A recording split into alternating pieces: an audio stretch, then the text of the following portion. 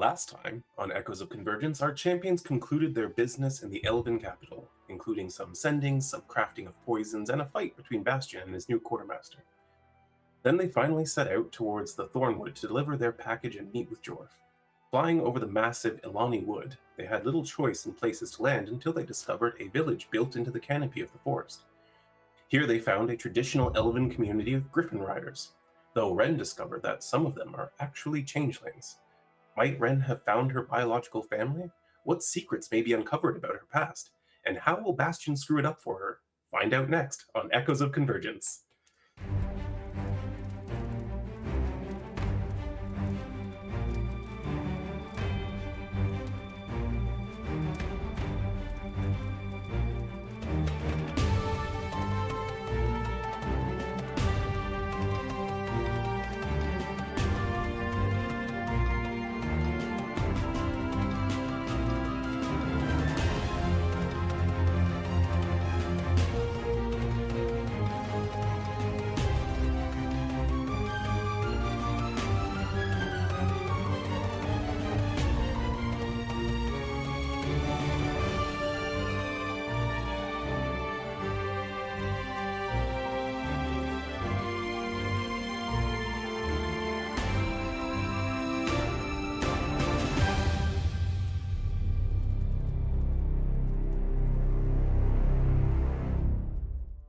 Welcome back.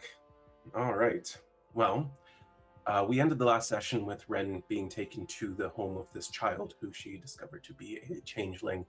They sat down to discuss what she knows of her lineage, and we will get to that as soon as we look at what the rest of the party's doing.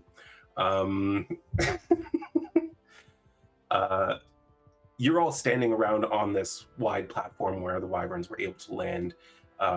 Wren has run off with this child that she just met, and Marsden, who is their champion rider, is standing nearby and kind of watches them leave, and he goes, that was strange.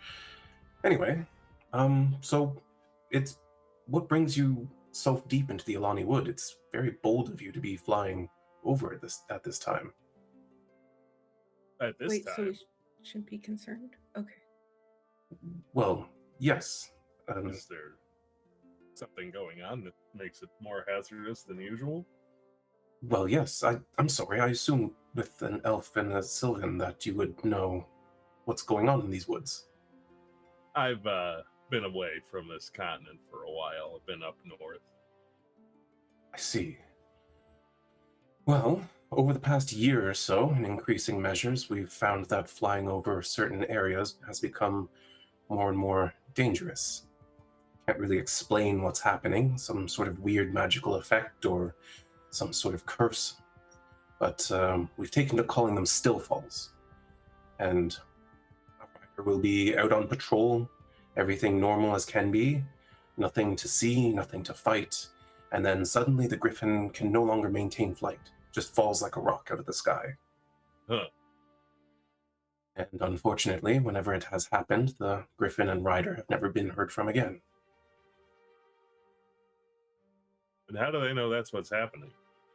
Well, they've been spotted. Ah, that makes sense. At a distance, we fly out, we check the landing zone, we often find blood, debris, no bodies. Huh. Well, Yeah, that's okay. concerning. Indeed. That's why we've taken to flying in small groups, changing up our routes, trying to avoid the catastrophe. It's actually been something of a tragedy around here. We can't do trade with outside the woods. We can't patrol our realm and maintain the woods. You're the first flyers we've seen in 6 months. 6 months, wow. And just to clarify, there's nothing flying in the sky other than you lot, for the most part? There are other animals that fly around, birds and the like. Of course. You've never seen anything but our griffins fall out of the sky. So it's Wonder a if we got targeted lucky. attack. Potentially, maybe because we're riding wyverns. Could be it. Shanks, does six months ago kind of line up with the extra undead activity up north? No, not exactly. Not quite. Okay. And the 6 months is the last time I saw a flyer. This has been happening for about a year. Gotcha. Everyone else has decided to avoid flying the Alani Wood at this point.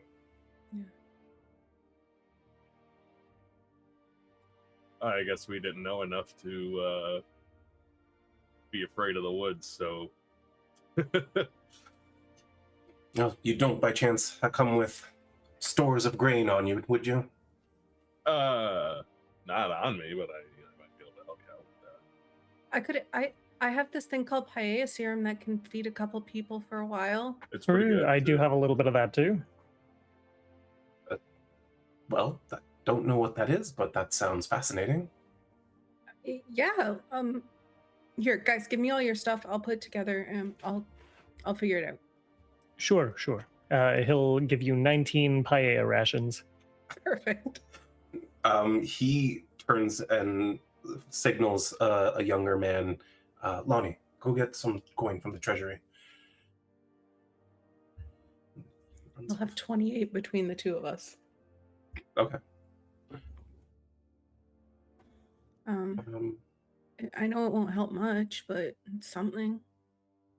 It's How greatly many of you are appreciated. there here? Just under 400. Okay. Can you forage for stuff?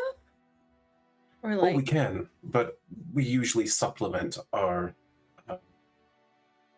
food stores with grain that's brought in from larger cities. We can't really farm on a large scale here. that's fair. Do any of your druids know techniques to enrich the soil and improve plant Oh yield? yes, but Good, it's good. it's a slow and long process, and Yeah. the amount of land that's available for it is little, and well, actually, it's even hard to access at times. Do y'all patrol the ground layers too of the forest, or is it too thick and Yes. impossible? It is possible, but it's slow going. Of course. Do your griffins get affected if they walk through that area? Well, no, actually. In the times that we've seen a rider fall, we've flown out and everything's seemed perfectly normal. Huh.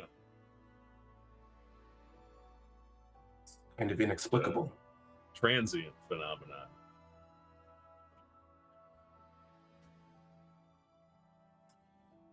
It's not like a pocket of thin air or something causing them to not be able to fly. That was my guess as well. We cautiously approached the areas, went into glide, and found that everything was as expected. And of course, from the heights they're falling, it's quite possible they're just dying as a result of hitting the ground, but then where are their bodies? That's a little concerning. Nature recycles everything, but it usually takes a little while. Well, we're down some trained men, some trained griffins, and we're running out of food, and well, it's getting a little bit dire, but of course I'll take the flight myself if need be to ensure that we have food. We can help you. Yeah, I was gonna say we might be able to figure something out for you. We lost Wren, so I mean, we might as well. Well, for this we might want to wait till Wren's back. Okay, fair. Is this thing still on? Nope. Well, But- that's She a said bye. very, You saw her run off with a kid. Yeah. it's a very kind offer. I'm not sure what we can offer you for trading for such a service. But But, maybe we can figure it out once we actually deliver. Sure, exactly. Fair. At that moment, Lonnie returns, and he's holding a small bag, and he opens it up, looks through it, and he says, 28 days of meals, I suppose it's worth it, and hands it over to Brielle. It is a bag of about 200 gold. Damn, gonna we got a hold on problem. to it for now. We'll see if she keeps it. Sending money.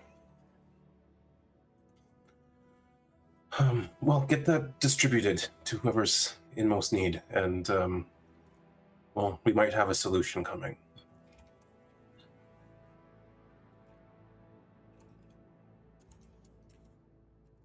Well, I suppose it's a fair question to ask. Are you formidable? Should you find yourself in trouble? I mean, you're obviously riding monsters greater than ours, but We can handle Well, the scrap. I'd say we can handle ourselves pretty well. Okay, we can definitely handle ourselves while they're selling us short. So I'm a baby god. He's an amazing magic teacher. He can control lightning. Not quite true, but sure. He has a ship.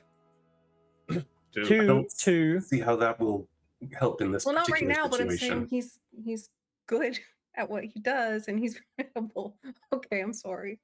Just trying to make us sound more cool than they were. All right then. Well, since you're visiting for the time and you're offering to help, why don't I see if I can put you up in a house in one of these trees? Yeah, that'd be much appreciated. He leads you all through the village, and you can see that there's a number of these large platforms that are attached to the top of the trees and like strung throughout the canopy, interconnected with different bridges and ladders and things. Yeah,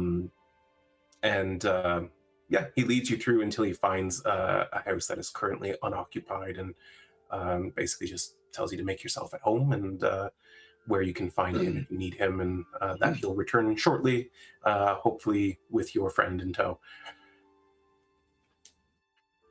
And he goes off to find where the child dragged Wren to.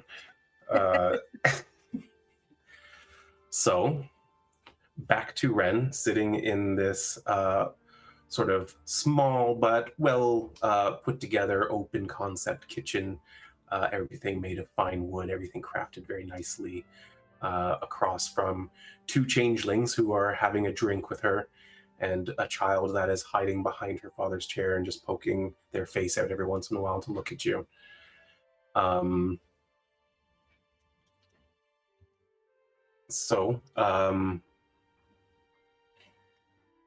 Wren I is guess- going to take a seat, and I think she also like introduces herself as well. She's manners. She says, well, I guess I should say that you could call me Wren.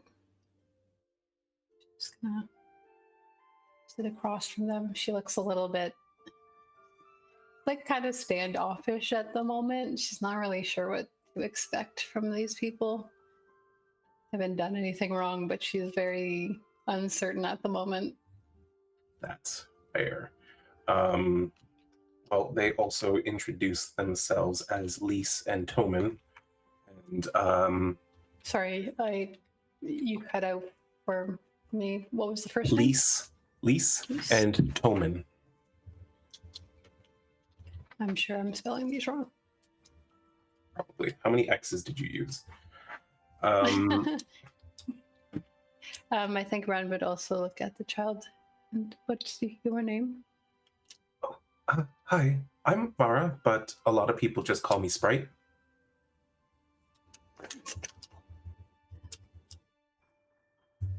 Well, it's nice to meet you, Sprite. Nice to meet you too, Wren. And then she tucks behind the chair, and you see her head poke out the other side, and she looks like a dark-skinned boy with like spiky blonde hair.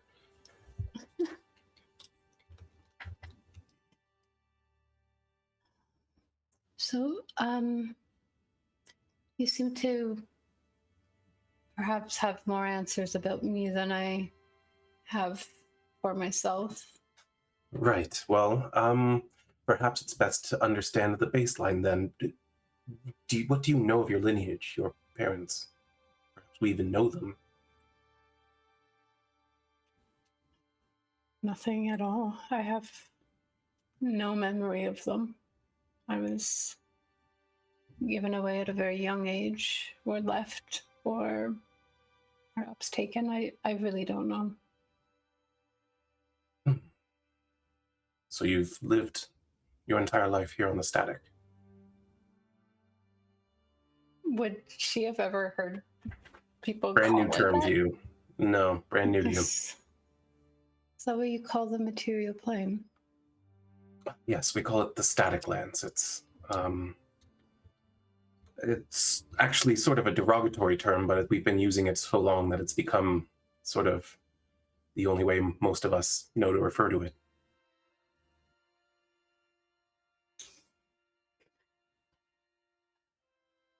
Yes, I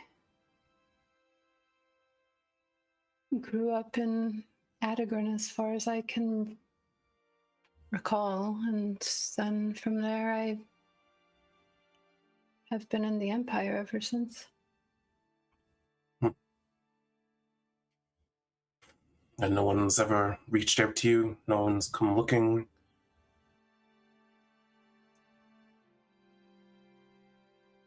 Not that I'm aware of. I was very...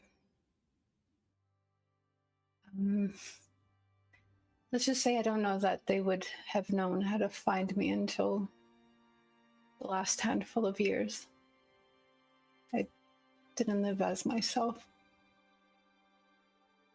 I see. So I suppose you don't know anything of our people or how we came to live here in the static lands. I know absolutely nothing. I have heard a few stories from the woman who raised me, and I now call my mother. Interesting. All right. Tolman, I think she's going to need more. And she then also turns to Sprite. Something to eat, please. And Sprite runs off to start digging through cupboards and looking for snacks to put out. Tolman stands. Tolman stands and pours a little bit more into your cup. It's a very strong, fortified wine that you don't recognize. Doesn't have a smell that's familiar to you. Despite Seraphine's collection. I think she'll just kind of pick up on them. She goes, "Is this a local creation?" Not exactly. It's sort of a little piece of home. One of our druids in the village was able to enchant a plot to act like the Feywild. So we're able to grow the seeds we brought with us. I think I know someone who would be very interested in that. Oh, you know others from the Feywild? Yes, actually, I have a traveling companion here with me today. Interesting. So he doesn't seem to know a lot himself about where he came from either, when I've asked. Well, that might be best for you. Why? Well, let's get into it then. You're making me nervous. Is this bad news? It might be shocking to you. She's going to take a big swig of the drink. Even though Vix is like, you've not had great experiences with drinks in Shanks' games before. Not long ago, it was rather rare, extraordinarily rare, for one of our people to come to the static. It is a place that doesn't really accommodate our being very well. It might seem like home to you. You've grown up here. To us, it feels oppressive, cold. Everything's harsh on our bodies. It even shortens our lives to live here. And you would have perhaps an elven lifespan. not quite as long, but 300 years wasn't outside of the ordinary. Here we rarely live as long as a human being. So why are you here? We're coming to that. Decades ago, we called ourselves the Untethered. We were free folk.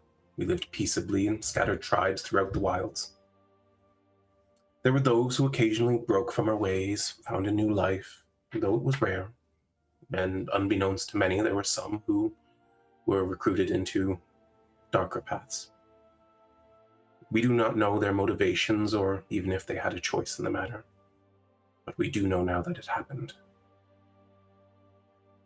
Conflict arose at a certain point between the Archfey of the Seelie and the great Eladrin houses. Open conflict was bad enough, but then, well, assassinations began to occur. Both sides had weaponized our kind. Eventually, they came to call us the Faceless. We were seen as dangerous creatures living in the shadows who would take their life at a moment's notice. Simply wasn't true. It was only the ones that had been turned by them themselves. They did eventually find some common ground. And the blame shifted to the Faceless. Couldn't be trusted. We had no army, no fortifications, no way to defend ourselves. The Untethered banded together for a time, doing what we could to keep one another safe. But even our greatest minds could do little to quell the overwhelming force.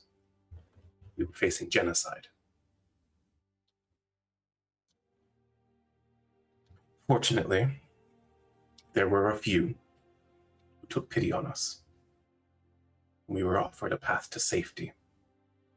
The use of a gate to the static lands, one that could be used en masse. Less than 300 of us made it to the gate. And even that number was only because the greatest among us chose to stand and fight and defend our retreat. For safety, when we arrived, we decided to scatter, go our separate ways. I know the location of only a few of our kin. I know that some chose to take up the lives of others and hide completely within that safety. Some travel about, changing form regularly to make it difficult to track them. Some, very few as they are bold like you, and travel openly, living in their true form.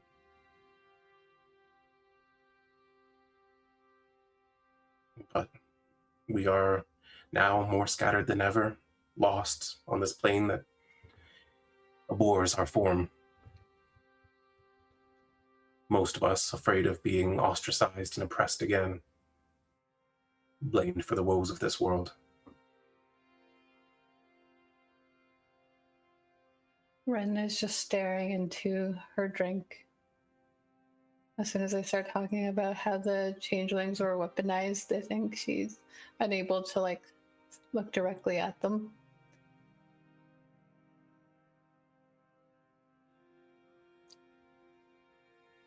It seems that in these sorts of situations of war and desperation,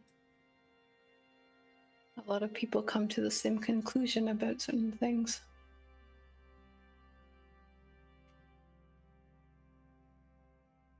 I found myself used like that from time to time. We have heard of that happening.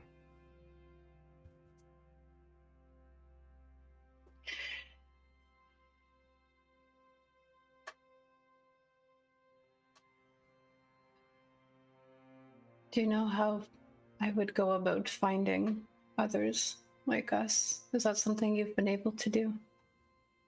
We've only kept very loose contact with those that we adored rather dearly. And most of us are content to live in hiding. You would risk exposure.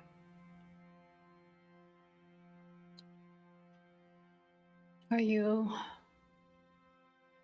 Did you adore anyone who might have been on the verge of having a child at the time?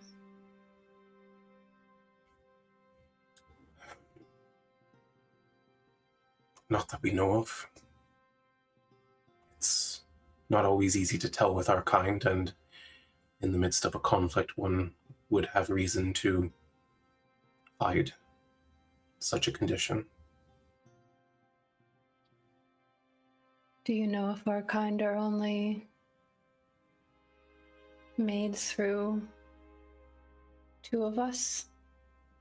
Only two of our kin can produce another one of us, an untethered. Though we are fertile with almost every race. I suppose that does narrow some things down.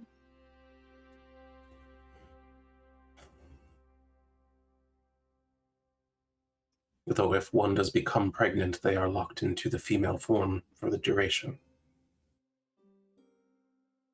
So that may be an indication.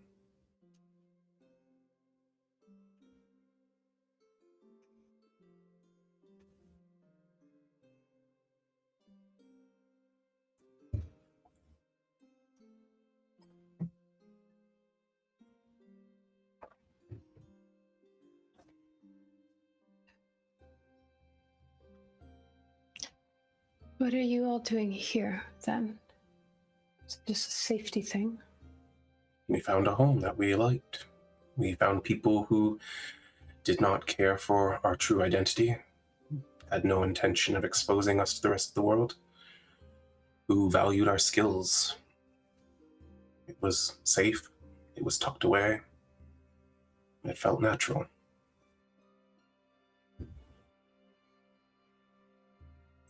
Are you the only three here in this village? Yes, though there's another Eyrie not far off that has another family. Distant cousins of ours.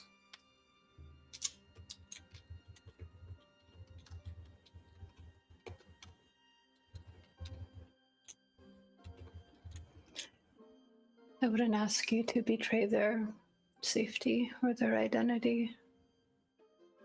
But if you felt it okay to, I wouldn't mind the potential of getting in touch with them in the future. I don't have the time right now. If you're I have not here to questions. see us, then what does bring you?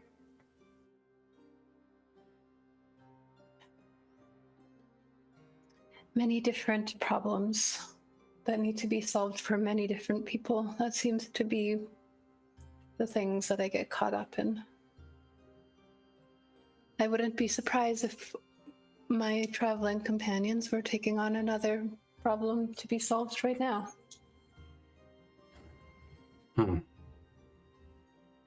She reminds me of Bao, don't you think?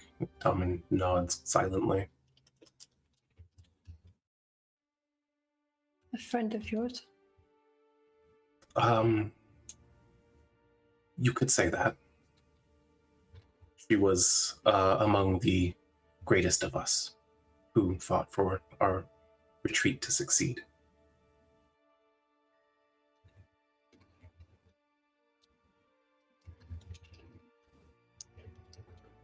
Did you all have help from outside your kind? Yes. There was a family of Eladrin, believe it or not, who stood against the conflict that was happening, who fought for our kind. And they offered us their gate.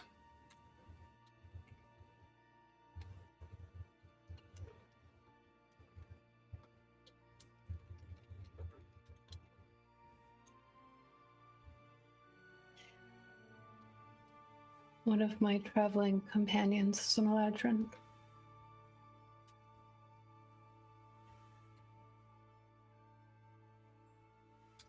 Then I would be careful around them. They aren't all as good as the Myriads.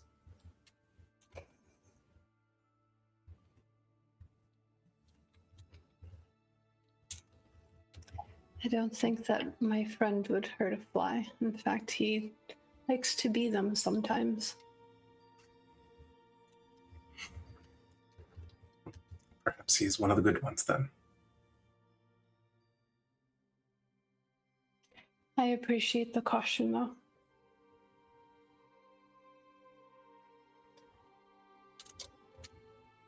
Part of me had thought I was out of the woods with some things, but it seems that this runs a lot deeper in my history than I thought. In my experience, you're often safer in the woods.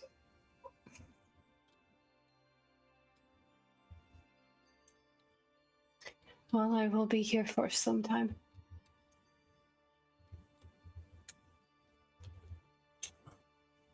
You know where to find us if you have more questions.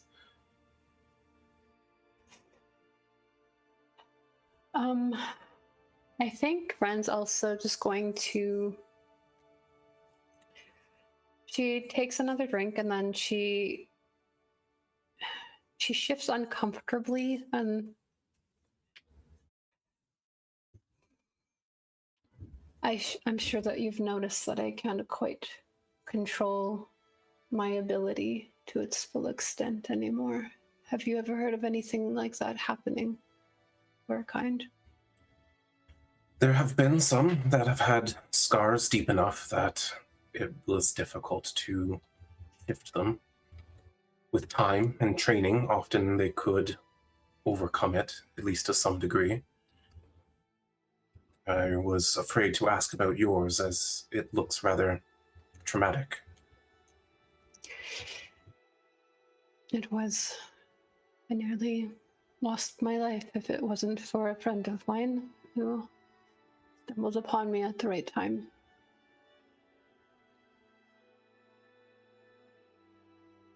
I've been told that it is magical and there's potential for cure, but the person that I'm counting on to fix it isn't quite there yet, though I don't think that he's that far off. There was a time when you could have petitioned the court, and they might provide healing for you that would really restore all of your natural ability, regardless of what befell you. But obviously, those times are past now.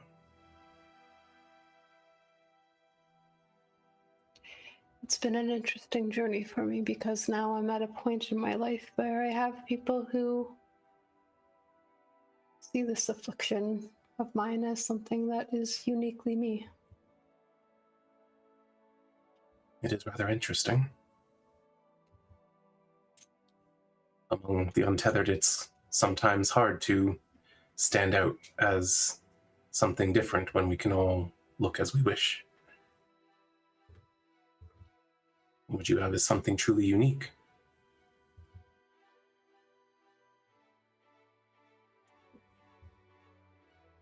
I've learned to be just as effective with it.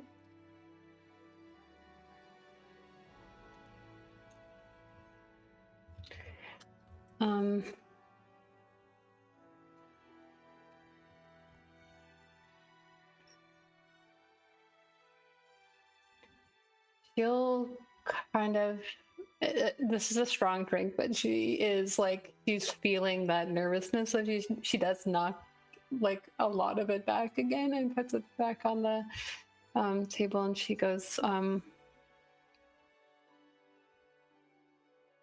think I'll be seeing you again in the future, but I did kind of get dragged off from my companions. Well, I'm not surprised. Sprite has a habit of getting carried away with himself. And you can see that she's back to her normal form and grinning.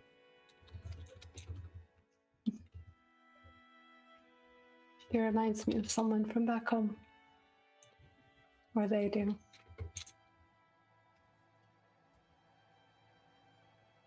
Well, I hope that you find what you're looking for. And if you do find more of us, then perhaps it might be time for some of us to meet once again. If we can find somewhere safe. Side mission update for Wren. Changeling sanctuary in Medios.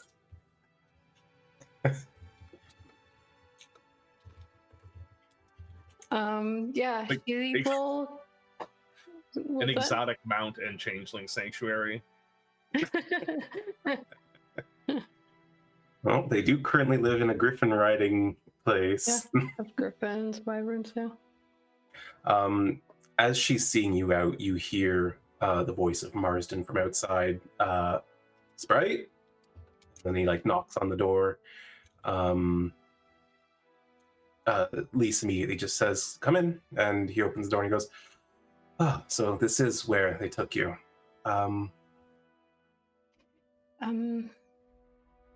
Yes, and I'm actually quite thankful. Sorry if I was rude earlier.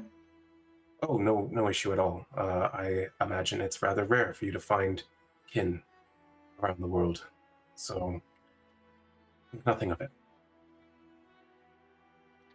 I appreciate that. Were you coming to fetch me? I was. Your friends have been put up in a home for now, as they would like to hear more about the troubles we've been having, so I've come to collect you. She just looks at Lise and tells me, like, told you. Right. Well, again, it was nice meeting you all, and I'm sure that we will meet again. They each exchange like a handshake or pat on the shoulder kind of thing with you, and wish you well. And what? I think Wren she's going to like take off that scarf that she bought herself when she first went to Kind. And she's gonna go over to Sprite and kind of just like crouch down and sort of like offer it to them. Drape it around. And then she's gonna look at them and say, "Because you gave me such a good gift today. And also, I hope that you take very good care of it so that it is in good condition the next time I see you." She shifts into what looks like a little wren, and says, "I will keep it perfect." I believe you. I'm gonna dismiss myself and follow Marsden out to where the others are. As soon as the door closes, you can hear Sprite yelling, "Mom, she gave me a gift!"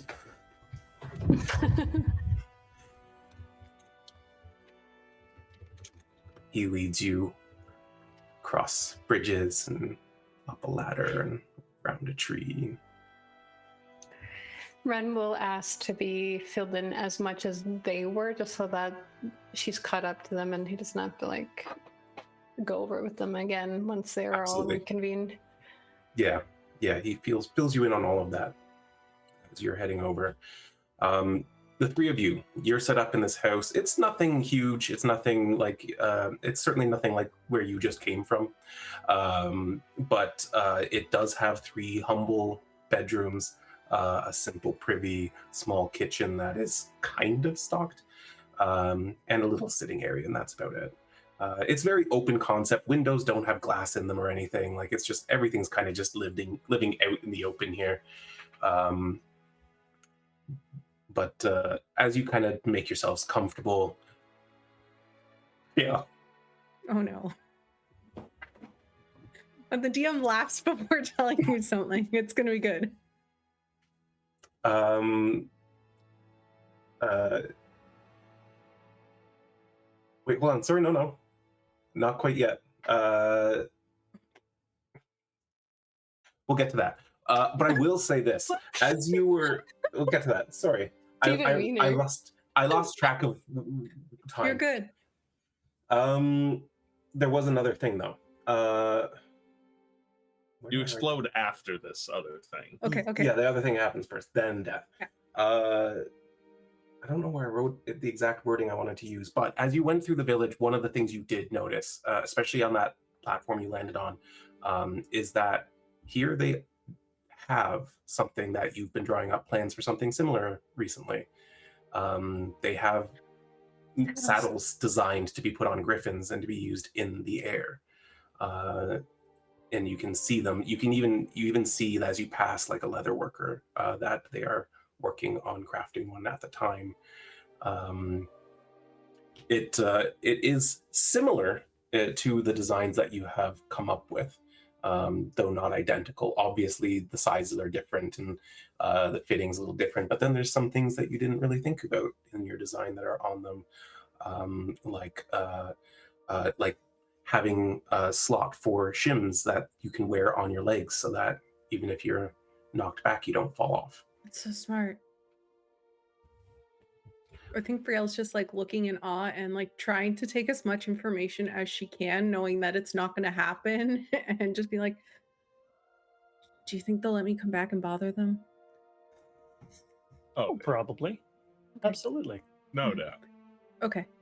I'm going to definitely need to do that at some point then. I already sent my dad the current plans of what we were thinking, but maybe once he gets the sending stone, I can relay stuff when he gets to the forge, and then we can work with that.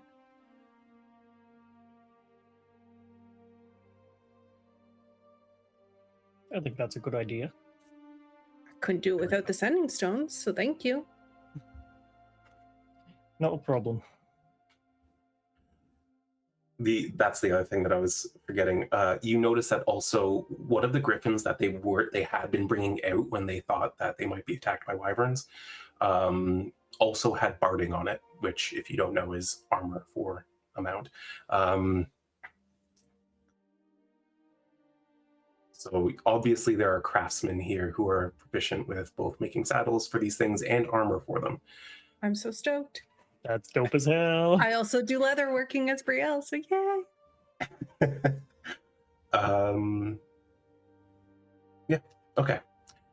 Is there anything the three of you get up to while you're in this home waiting for Wren to return? Probably trying to figure out if I have time to run there or not, and then deciding, no, I'll wait for Wren to come. She'll sit there, and I think she's just going over with the boys, like, okay, so we know the plan of how to get in and out of there, right? And she's like making them recite the vampire stuff again. Absolutely.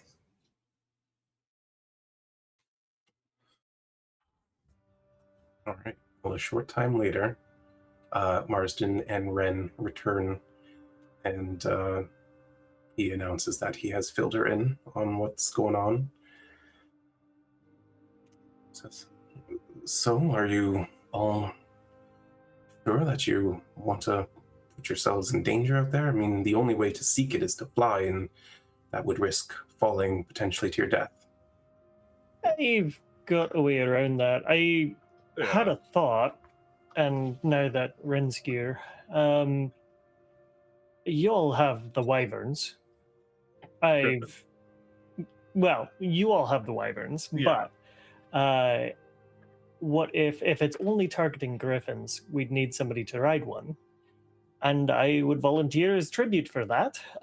If it does get sucked down to the ground, I have ways to counteract that. I can fly in a multitude of ways. And if I am still dragged down, I can probably last for at least a round or two against whatever beastie is there. You guys would follow closely, ideally, with the wyverns and be ready to dive. That may well work, and it's noble of yourself to offer up your safety in such a way. However, there are some problems with it. Riders often train for years, and, well, griffins are rather finicky. They don't like people easily. They tend to bond with a rider for life, and personality has to match up. They have to be willing. They're very proud creatures. They don't just let someone on their back lightly. Do you have any that have recently lost their riders? Well, yes, there is one. Though he may be the most chaotic among them. They'll get along great. Oh, Yeah, they'll be fine. that perfect. sounds perfect. Very well. Perhaps first thing in the morning, I can introduce you, and should he deem you worthy, then he might just let you ride on him.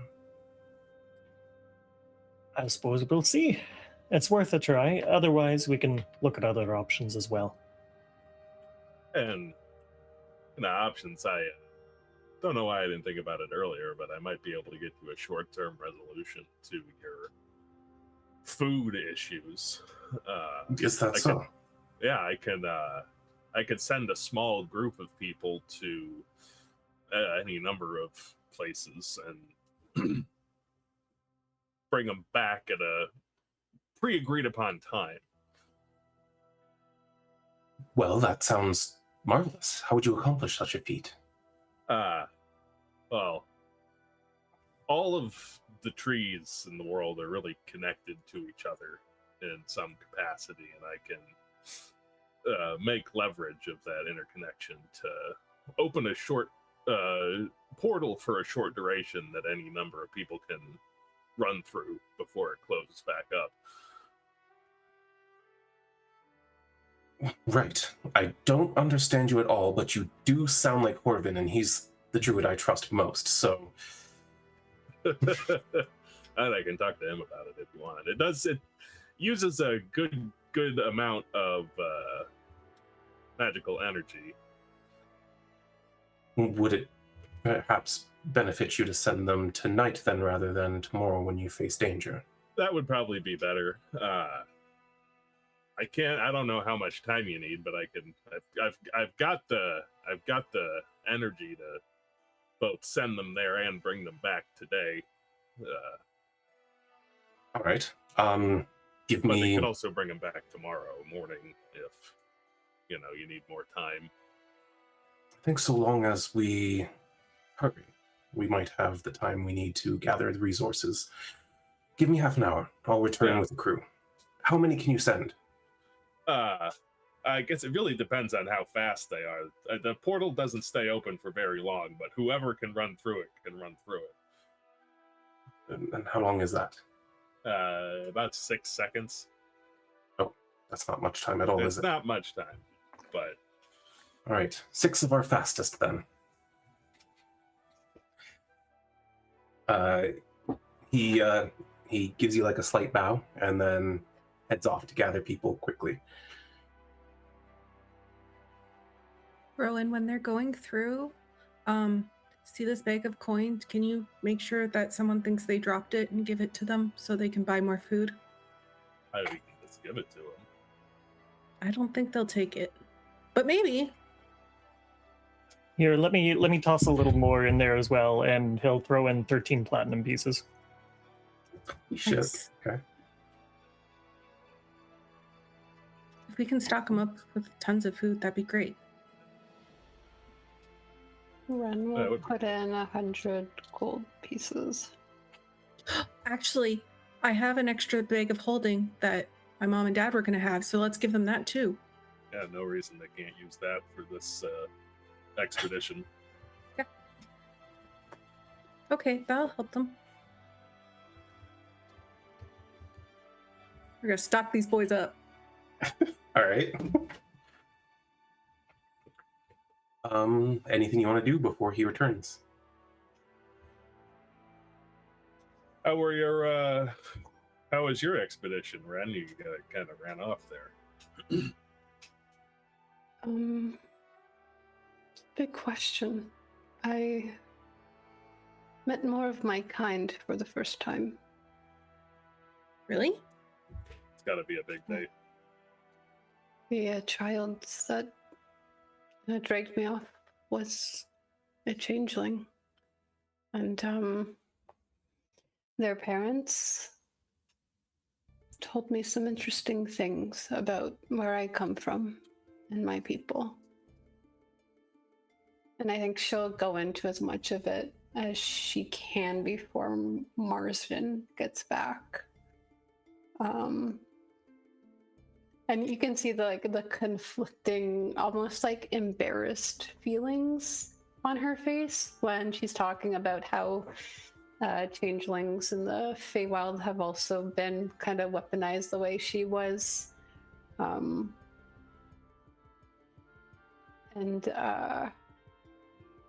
she said that I think she's going to tell them, I think I would like to help them reconnect with each other in the future. Yeah, why wouldn't you?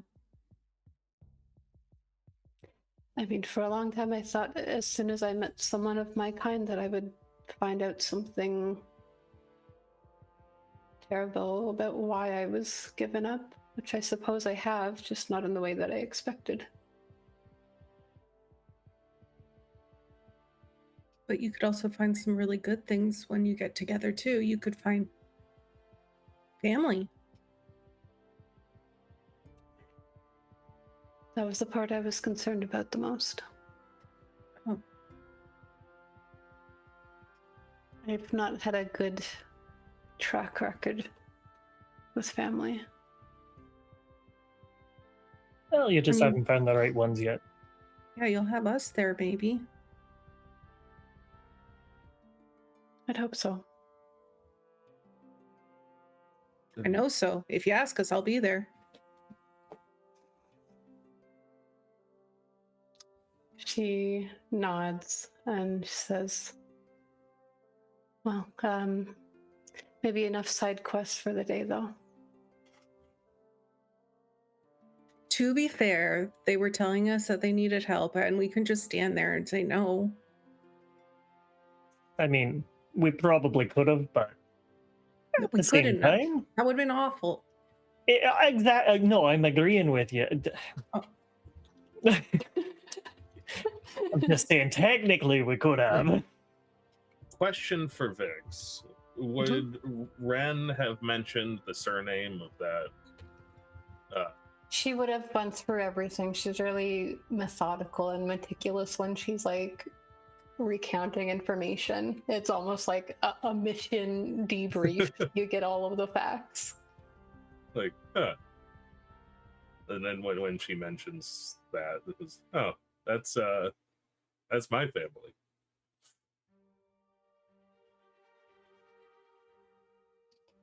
Like, The Eladrin. My last name's Miriam. how did I not know that? I don't know. Guess I never asked. Hey, I've known that for decades. How? I'm just kidding with you. Just because I haven't even known him that long. Your Grandpa? Probably. they ever told you anything like this? Do I know anything about that? You've been on the material plane for too long. That happened after you left. Nah, I Yeah, haven't. that's fair, like 20 years ago or something like that. Haven't heard I- anything like that, but I guess you haven't been home in a while. it's been a while. Do you know any trees there? Oh yeah, loads. Could we just visit? Don't laugh, no, I'm laughing. Could we Fuck visit the villagers. Go sometime? visit your family. Well, we Sometime. could. That magic's kind of earmarked for these guys today. But No, I didn't say today. I just said sometime. oh yeah, for sure. Might be worth the look. And she looks at Wren.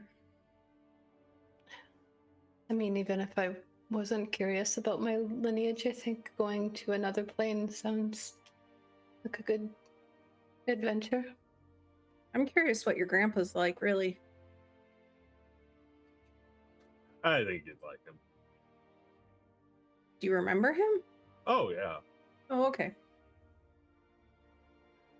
But you don't remember the changelings? It's been a very long time. I'm thinking it happened sometime in the last 130 years. Okay. It's been a very long time since I've seen him.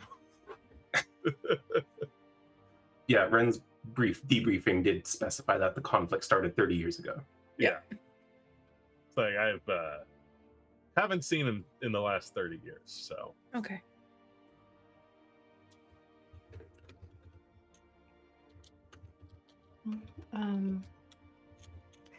A family reunion then in the future. seems like it. Maybe more than one. Especially if this plane starts to fall apart. That's all I the was things just that we've thinking left that. undone. Or like, what if we need an escape plan?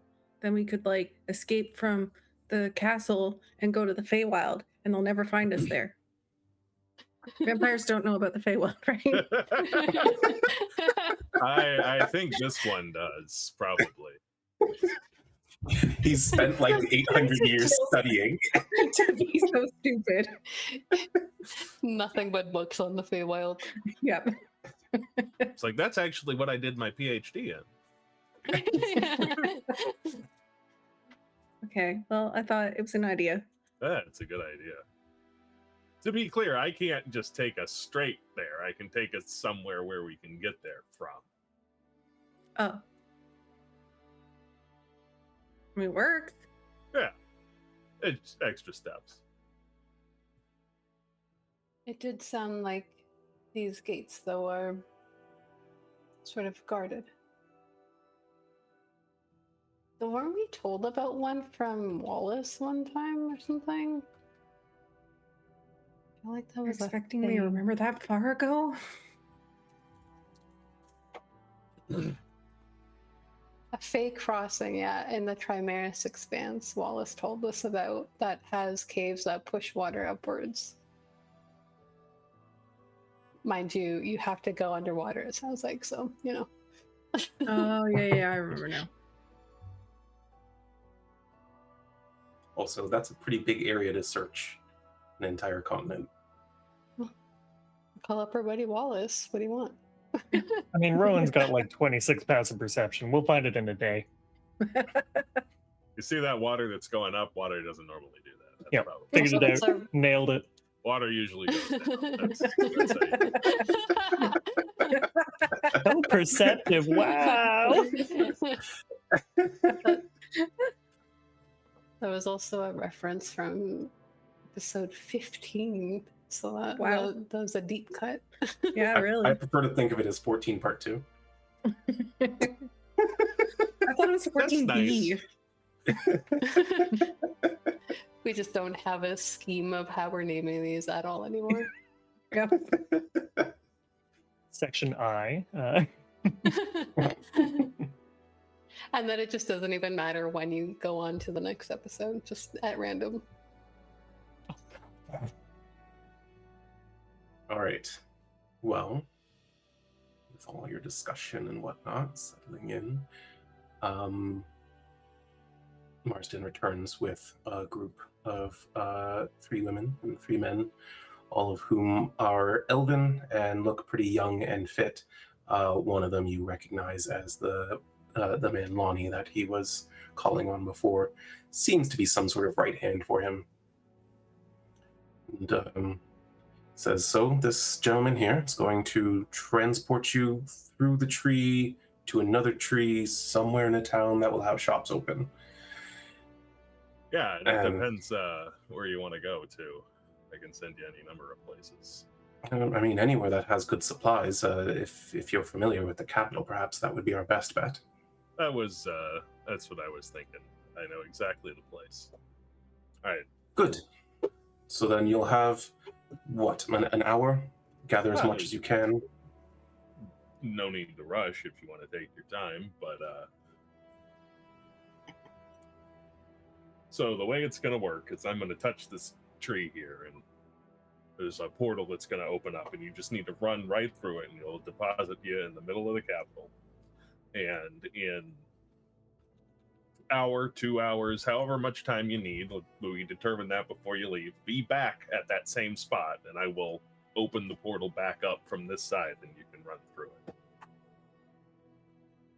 All right. Well, I guess I could go with you and just wait by the tree for you to come back. That seems like it's less complicated. It is more or less complicated. Yeah, it's better. I'll come with you. I'll come with you. And I think we got some things. Brielle, Bastion, Wren. She holds out the bag of holding. We put some money in here, and this is a bag of holding that can hold a lot of stuff. So if you want to put a lot of your goods in there, it'll help you out and stock up as much as you can. Please, you've already helped us with providing some food. You're helping us to gather what we can. Now you're planning to help take on the Still Falls. I can't accept that in good conscience. I told you they wouldn't take it. At least use the bag. You can give that back. It just makes it easier to carry it. There's nothing in it right now. There's some money in there. He nudges Lonnie, and Lonnie like reaches in and pulls out. You see like a very interesting looking bag of holding that seems to be like almost wicker made out of leaves. I like that. That's neat. I can make you one if you want. And I've got one. I do like yours. You've got the That towny one's mine. version. Yeah, Yeah, that one is more your aesthetic. it is more my aesthetic. We all know how much you care about fashion, Rhowan. I think he's got a great sense of fashion. Thank you. Sort of going Very for a important green to him. thing. It's nice. I like green. Bastion is just described as green. Yeah. Hey, how late in the day is it? Like late afternoon?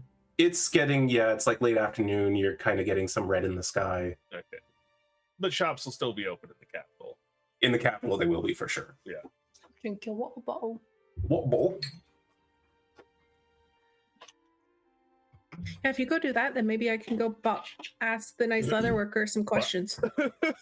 Yeah, great. Yeah, so if everybody's ready to go, I'll just open up this portal and get ready to run through it. They all like sort of line up and like they all look like they're pumped and ready to go. They're all like they're like in a line, like a relay line with hands on shoulders, and they're all just like crouched and ready to dash. Rhowan, before you go, when you're there, if there's any particular snacks that griffins tend to like, maybe specifically grab one or two of those for me. They all simultaneously say horse meat. Oh, I think we've got some of that. Oh, all right. Perfect.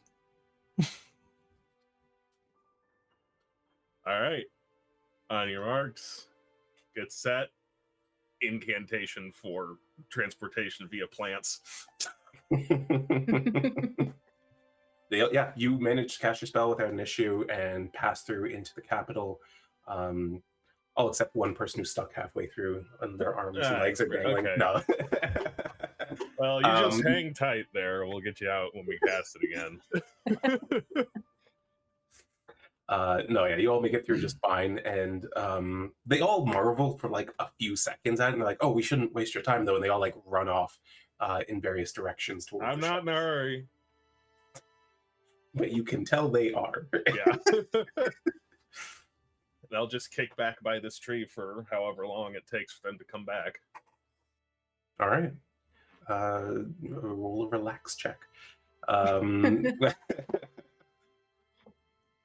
So take it Brielle is champing at the bit to go and Yeah, see she's this. kind of told Wren how, because Wren wasn't there, so she's excitedly telling her like, okay, so you know the plans that we had, we looked like we were on the right track, but it does look like there's some things that we didn't think of, and if we could go ask them about it, then I could tell my dad, and then maybe that could help us with the wyvern saddles. Would you like me to come along and write some notes and maybe drop some ideas as you talk to them?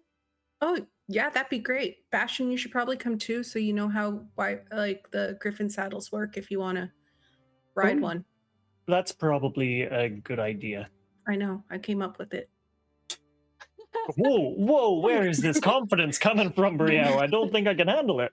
Wren said I came up with a really good idea about a tower, and so now I think, I don't know, my ideas could be good.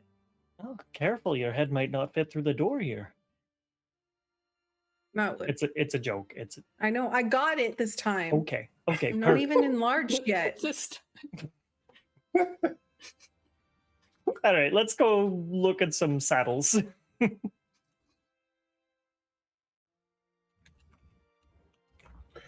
Okay. Yeah, you guys make your way back through the town. You're noticing that you're still something of an oddity. A lot of people are kind of watching you from a distance, and not in a suspicious way, just curiosity. And you get some waves occasionally. Some people are just kind of like, but you make your way through and you find this saddle maker hard at work. Brielle, now that you're getting a closer look, you're noticing that there are tools for both metalwork and for leatherwork here. And there is a small little like flash forge that you wouldn't be able to make a suit of armor in it or anything like that, but for small things like rivets and screws and stuff like that, it would certainly serve its purpose. But there is a fairly tall, fairly broad, fairly muscular-looking, female-presenting elf of unclear lineage. They look like they might be something of an elvish mutt. And they don't look up from their work. They continue to press the leather and work out the shape of the saddle. If there's like a door or anything to knock on, Brielle's going to knock on that to try and get their attention. There would be posts, so it's like it's a big round wooden counter with a covering over top, and then everything else is just open. Hello. Hi. Hi. I noticed that you were making some saddles, right? Mm-hmm. Have you been doing that for long? Not today. I just mean like in general, your entire lifetime. 420 years. That's older than my friend. Been a long time. And you enjoy it? Yes. Do you know much about wyverns since you've been doing it that long? Venom. Dragon teeth. Oh. Do you think... Okay, so I have some wyverns, and we've been discussing, my friends and I, and she'll like point to the other two, that to help us ride them better, we would like to have saddles. And so we came up with some ideas, and we were wondering if maybe you could help us improve on them with your knowledge. Show me. She looks to Wren, who I believe made a copy of them. Yeah, I do have a copy of them. I'll produce it. So we were thinking maybe if we put the strap here instead of here, it would make it easier for their wings to fold back when they're at ease, but I still don't know how we're not going to fall off if things get tough.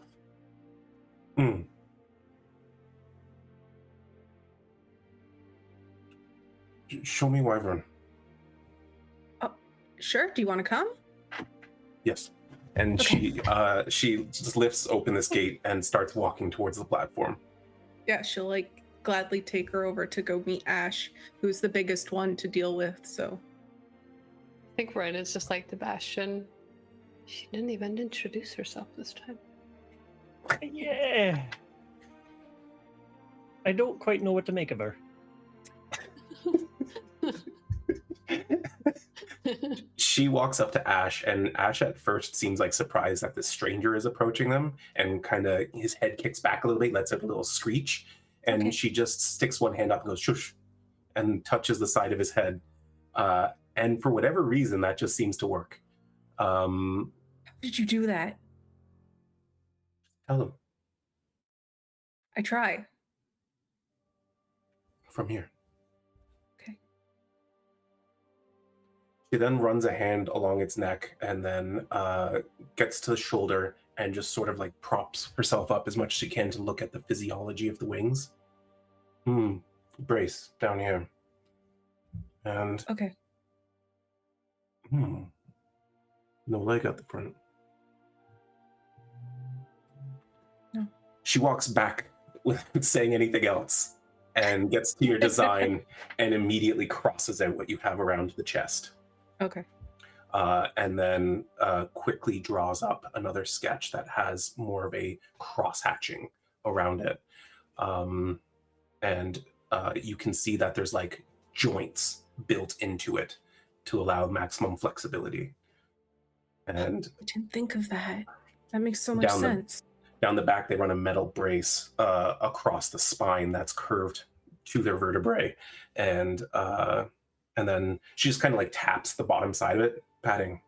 And then just like writes padding. Does the metal protect them?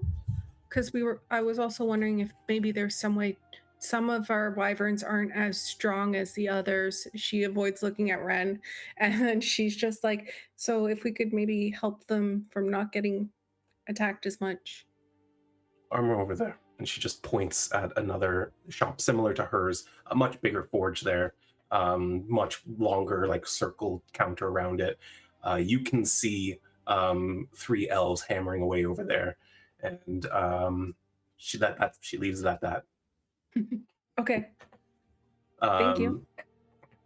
You're welcome. Can I pay you for your time? Pay me to make the saddle. How much would it cost? You want tether?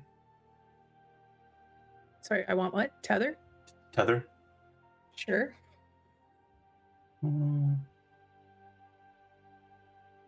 3,000 gold? Okay.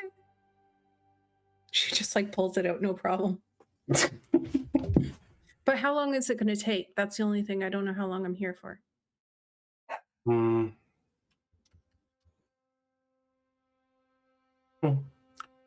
24 hours if I don't stop.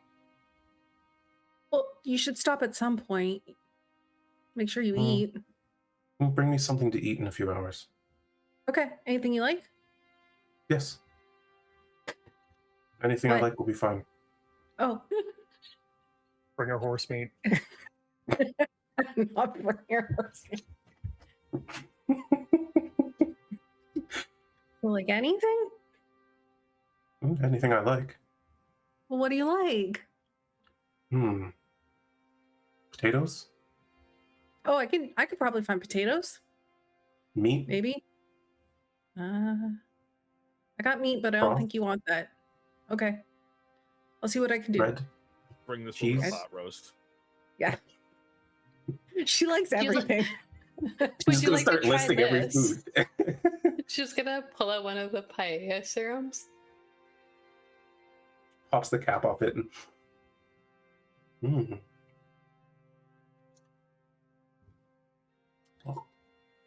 just runs out of her mouth without any sound. Okay, that fills you for a whole day. Yeah. No? No seafood. That's okay. That's fair. Are you allergic? No. Okay. You killed the only one that can make the saddles. I was really concerned. I have a crustacean allergy. She just dies overnight. Rhowan! Oh no, he's not here.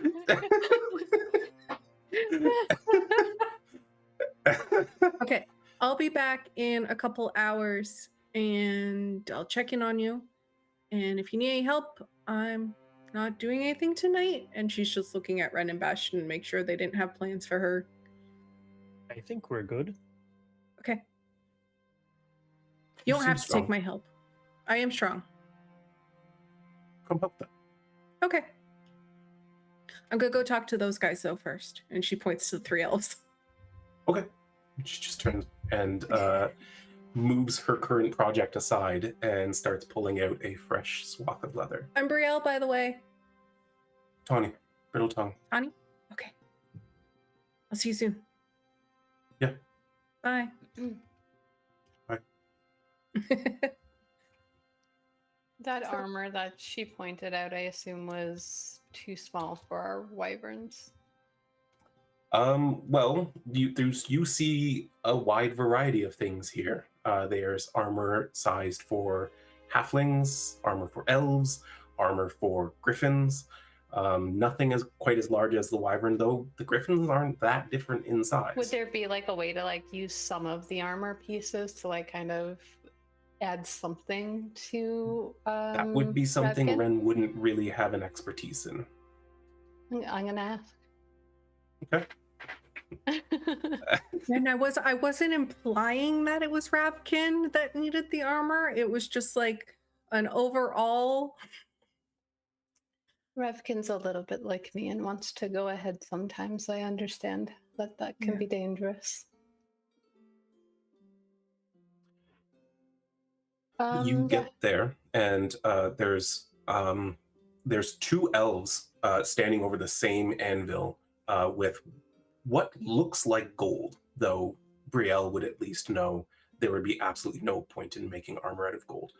And they are just hammering the sheet over and over again, and literally every time they hit it, the third elf is just standing there watching them, saying, again, again, again, again. Whatever this system is, it's unusual to you. But as soon as you approach the counter, he turns, looks over his shoulder, and he goes, 25 more times, and turns around and walks to the counter. What can I do for you?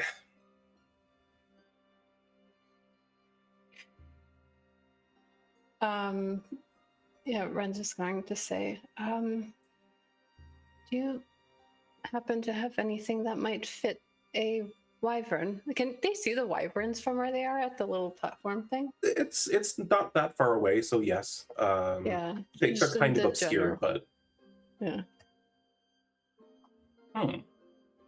Never armored up a drake before. That might be fun.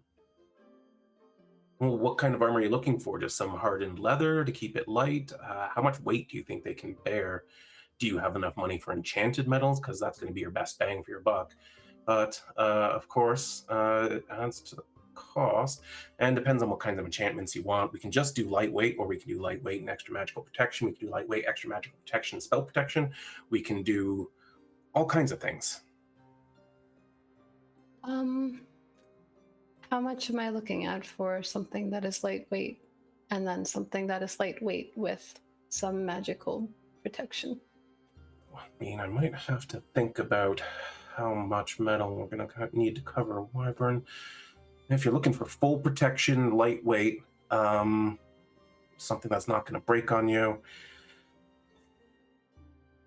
I think we can probably do it up for 4,000. And how long would that take? Oh, we don't exactly have a schematic to work from. We might need access to the wyverns a few times.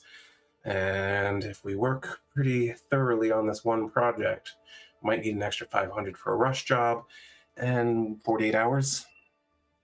You're a business person. I can see that. Oh, you gotta be. You have a specialty, you gotta sell it. Can Brielle tell if any of this is like, if they could cut it down in any way to like not cut corners, but save on time since there's 3 of them? 48 hours sound like a normal amount. 48 hours is pretty fucking fast for something Yeah. like this. You would expect that he probably has more crew than you're currently seeing, and that they intend to work overtime to make it happen. Okay. Now, could you perhaps enchant something at a later date and cause this to be a quicker process? Actually, the enchantment's kind of the easiest part. We infuse it as we forge the metal. It just works better that way. Just gonna look at Brielle and Bastion. We have things that we need to do here. Right. 48 I hours think should we be can enough. wait. Yeah, a couple days should be perfectly fine. We do have things that we need to do here, though. So if you were to drop schematics, they would probably need to be today. I do need my wyvern to help the village, which I am doing, by the way. Our friends are all helping your village. Yep, Not I just know. with the griffin thing, but with your food issue as well. Make a persuasion check. Well done. You guys are doing that. Meanwhile, I'm like, Brielle would be on their side being like, no, their time is worth the money, you know?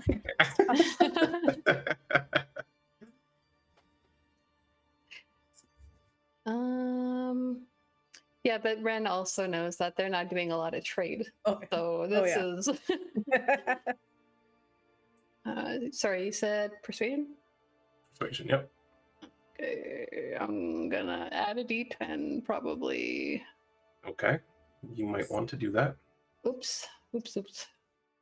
I always grab the d100. Not great, but 20. All right. I hear where you're coming from, but, this is a valuable skill. I'll have to drop other projects to work on it. I'll cut the urgency fee in half for you. I could work with that. All right. And I noticed you have 3 wyverns there. Could also maybe do a bulk discount, but that's going to take longer. That wouldn't be up to me. We could fly back this way and pick stuff up. If the still falls don't get you. No, they won't. We'll be fine. Okay. We're working on that one.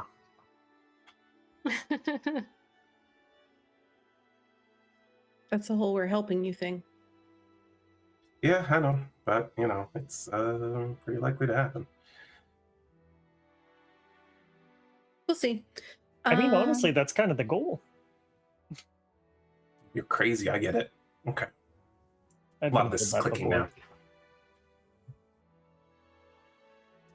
Tell you what, 200 urgency fee. And if you want to do the bulk, I'll knock 1,000 off across the board.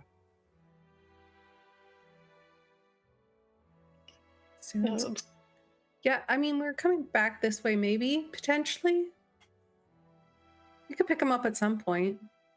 Well, but where I are you want headed? Around. Secretive. Interesting. Crazy, remember? Yep. So, like, what? Trying to cross the sea on your wyverns? That would be dumb. No, I have 2 boats for that. Okay. All right. Fair enough. Obviously, I'm dealing with other wealthy merchants, so you know the game. It's up to you. I do. I have a forge back home. Oh, do you?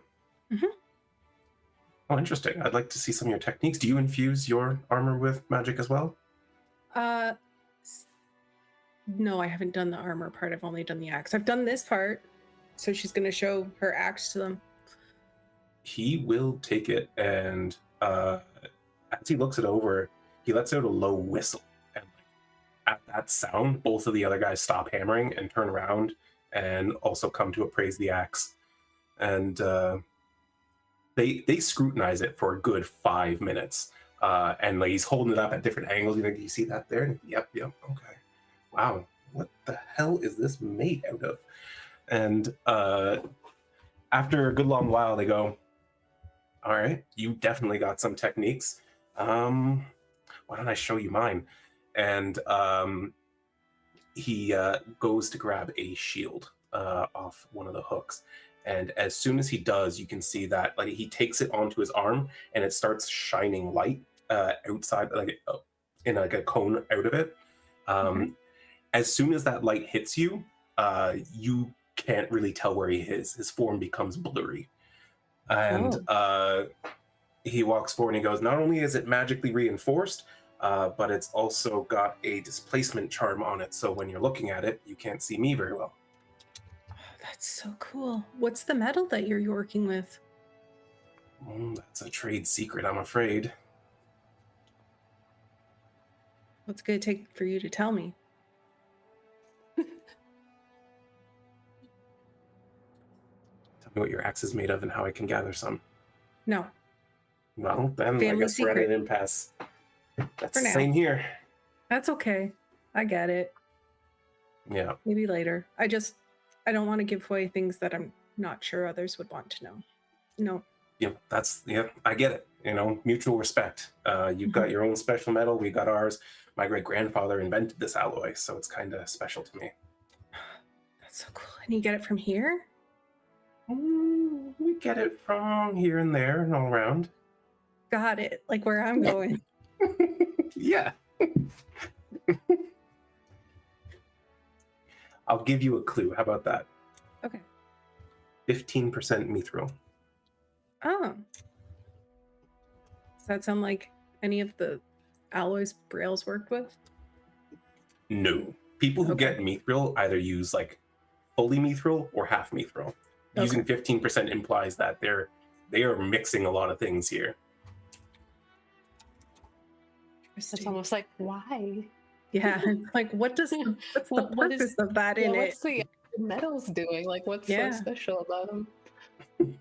I think Brielle is just like making note too of when he was like 25 more times and this and that to like try and also write that down later. She's gonna try and puzzle this thing out.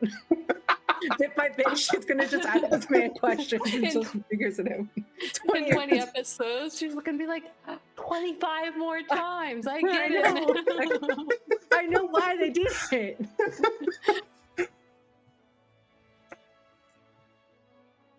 So, where do you guys land on this? What deal are you making with him?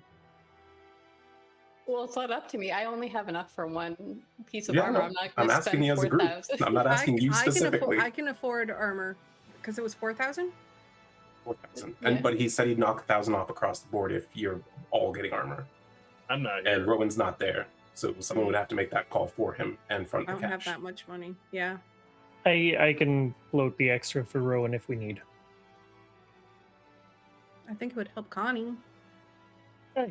And Connie's kind of the nicest one of the bunch, I think, so. Wow. Don't let Ash hear that. His feelings are going to get really hurt. I don't think Ash likes me very much. Tolerates me because you like me. I do think that Ash would be the most likely to get angry as well, so it's kind of proving his point. Yeah, he barely hides the malice in his eyes. I see him staring at me with those beady little things. What? I'm really going to have to try that shush thing on him. I think we should do it. Sure, I'll float. The extra 3,000, I suppose. All right. Then To be for fair, we 3 did help you. She says to Bastion about like paying the money for to get him out of jail. I'm just making a big deal out of nothing. Okay. I just want to make sure that you actually are. That's okay how with it. businessmen work. I still have some tallying of Bash's debts to Wren. yeah. He owes some people. Okay, 1,000 off, and then Wren's paying the 200 rush fee. Yes. So that, for the record, in case that's not obvious, that will only apply to yours. They can't rush 3 jobs at once. Yep. Not an option. But yes, so the 200 he'll let you go, and then the 3,000 each. So you're paying 9,000 total, or 9,200 total, and you're gonna have that's going to be metal armor that is enchanted to be lightweight. Dope. So extra armor, but it's not as cumbersome for the wyverns, sort of thing. Yeah, so if you had just covered them in metal kind of thing, their armor class would certainly go up, their agility and their speed and everything would go down, because Mhm. flying with a bunch of metal on you is very hard.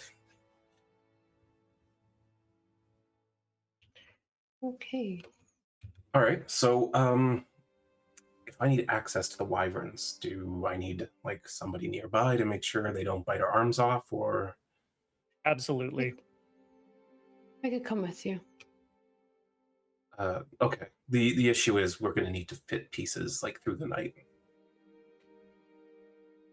I could come with you, and then I can send my friend over later when he's back.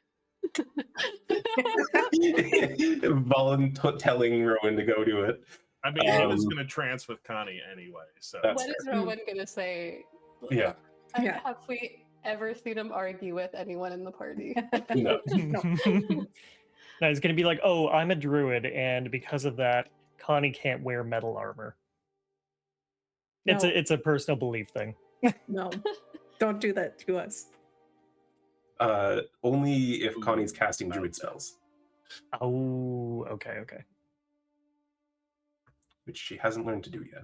it's okay. The Um, sage advice from Jeremy Crawford says that if a druid wears metal armor, they explode. So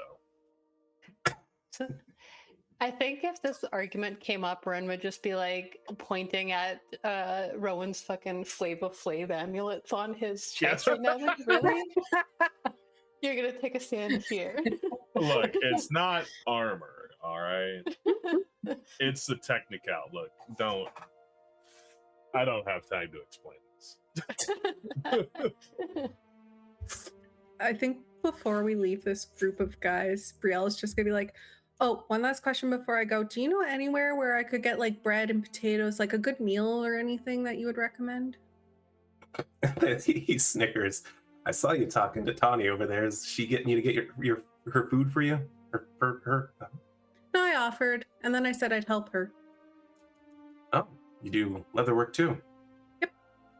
So you don't specialize. Well, I started off with leather work because my dad's actually the blacksmith of the family, and so he started me with that. But one day I'm going to get there. Fair This was a enough. good start. I guess that's it. It is a good start. For a first time. For a first time? Mhm. What do you mean by that? Well, like this was the first weapon that I really truly made. That's your first weapon? Yeah. You sure you don't want to come work for me? Yeah. I'd pay you 1,000 gold a week. Just built my own forge. It's a lot of bills I got to pay. All right, give me the address. I want to check it out one day. Oh, really? Okay, so it's called the Phoenix Forge, and it's in Kine, and she's gonna give him the address and everything. Have you given this guy's name? You haven't Nope. yet, no. And she's just gonna be like, and if you go there, and I'm not there, okay, well, first of all, if you go there and I am there, ask for Brielle. But if I'm not there, then ask for Wesley. That's my dad. All right, will do if I'm ever in Kine, but that's a long way away. I don't like crossing the ocean, but we'll see. You said you check it out. Are you not a I man of your want to. word? I said I want to. Oh, But, crossing the ocean's a big deal, you know? I know, I've done it a lot. I mean, if you Again, need some 2 boats. transport, I can help you. You're the crazy one. I don't know about that. Oh, come on, we'll get along famously. I'll think about it. Maybe I could have a vacation in a couple decades. What was your name again? Creighton, Creighton? Pleasure to meet you. you as well. It's Creighton Sirith of the Griffin Gale Forge. Griffin. Oh, I like that. I like the alliteration, you know? Yeah, that's a good one. Phoenix Forge, I get it. Yeah. You want something with that oomph that draws the attention. And it helps if it specializes in what you're doing. It really Mine doesn't, does. but yours does. I'm just playing with you. Anyway, I don't hear hammering, so somebody's about to get punched. Talk to you later. Oh, I definitely don't want to work if he punches his employees. No, walk away. He turns around and as he walks up to the two that are just kind of chatting with their backs to him, he gets his head real close and he goes, "Hammer!" They both jump and just start clanging on it. But you head off, and seeing as how it's about halfway, maybe we'll take our break there and we'll get into the rest of the evening's festivities shortly. So grab some drinks, grab some snacks. We'll see you soon. Welcome back. So we return to our champions here. My earpiece just shouted battery low in my ear, so that's fun. Are you going to sure be good for the rest I of don't the know. stream? I don't know. I'll put that one on the charger, and then when the other one starts complaining, I'll switch to most. Okay.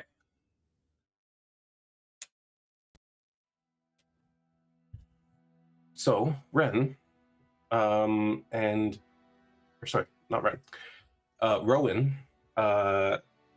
you are sitting at this tree in the marketplace near, or inside the capital, near where the places you've been around a few times.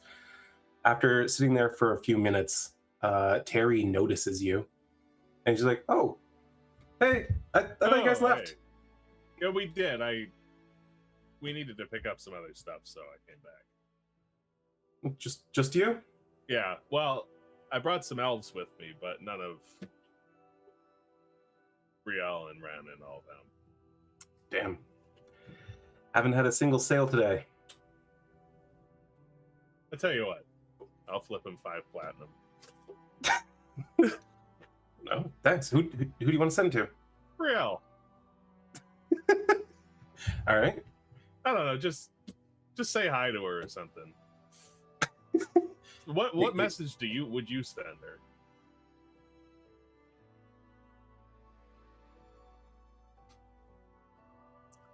Brielle, it's Terry. Rhowan bought Ascending. Miss you. Best customer ever. If anything happens with Jorf, please come back and visit. I'm available. How old is Terry? I don't even know what he looks like or how old he is.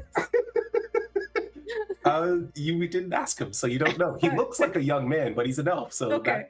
that could mean a wide array of things. It's true. Like, we didn't know how old Fen was forever. He has the energy of like a young guy at his first job at a mall kiosk. Okay. Still reply with, "Oh my God, Terry, no way. Hi. Things gonna happen with Jorf. I'm confused. Still want me to visit? I'll do it anyways. Miss you. Bye." Man, what a sweet girl. She's really nice. She's really pleasant to be around. Yeah. I was like you had an adventure last night. Well, yeah, sort of. Not bad, huh? Well, you know how things go. And doesn't want to open up about it. Hey, no pressure, man. I've known that guy for a little while. He's uniquely him.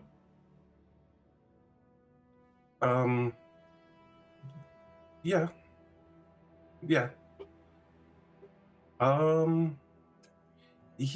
For a very practiced and renowned wizard, you'd think he had a little bit more restraint. That's unfortunate. He cannot hold his liquor. Good to know. Good to know.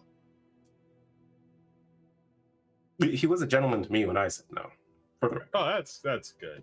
He's just causing a scene, which was kind of funny at first, and then got a little bit. I can see that. I remembered how upset he got when Wren said that she'd never heard of it, which was true, but it's something about wizardry that just attracts the prideful, I think.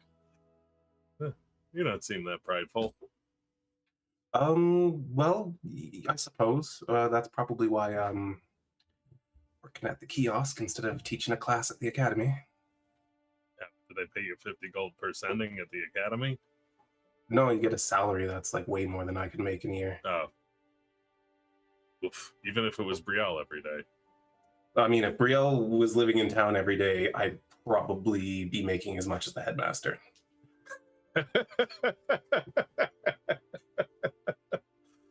Well, not much I can do for wizardry, but if you ever want to give druidry a shot. You know, I did give it a little bit of a try once, but I don't know. I'm a city boy at heart. Fair enough. Bugs and plants and all that, mushrooms and yeah. Like, what even are they? Yeah, like, what is that? No, man. I just found this stick in a cave and it had mushrooms growing on it. I mean, that's pretty cool, I guess. Yeah, Maybe I should have become an adventurer. Maybe. I don't know. It's kind of a life that, at least for me, it was a life that chose me. So, Hmm.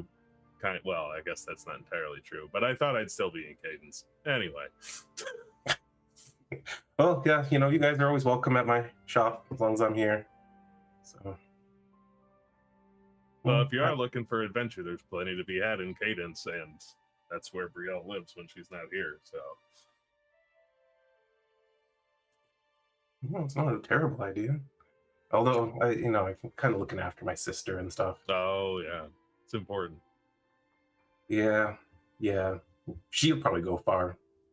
Maybe once she gets into the higher classes, I can kind of slip out and travel. Copy some of her notes. Yeah, maybe. Well, happy adventuring. Happy sending, man. Thanks. Hey, tell your friends, by the way. I will. Best sender in the whole capital as he's walking away. You do see one person just kind of turning over. Really? Oh yeah. Like, how do you get it wrong? Like, really? I guess he does put some extra effort into like all the mannerisms. You don't did have Brielle's to dad do the perfectly. voices. Hey, if I get you to send to my mom, can you not tell her it's from me? And the guy walks up and starts digging in his coin pouch. A job well done. I lean back against the tree. You got him 2 sendings today. He's feeling pretty good. Moving back to Wren, you are showing them the wyverns so that they can take some initial measurements and stuff. This process is pretty quick and pretty non-invasive, but they do try to get some familiarity with the wyverns. Brielle, you are going Is now the real time? You are going to go work with Tawny. Yes. Yeah. She would have found her food and brought food to her. You bring the food and she goes, "It hasn't been hours yet, but okay." Here, hold this. And she just puts something out on her anvil for you to hold.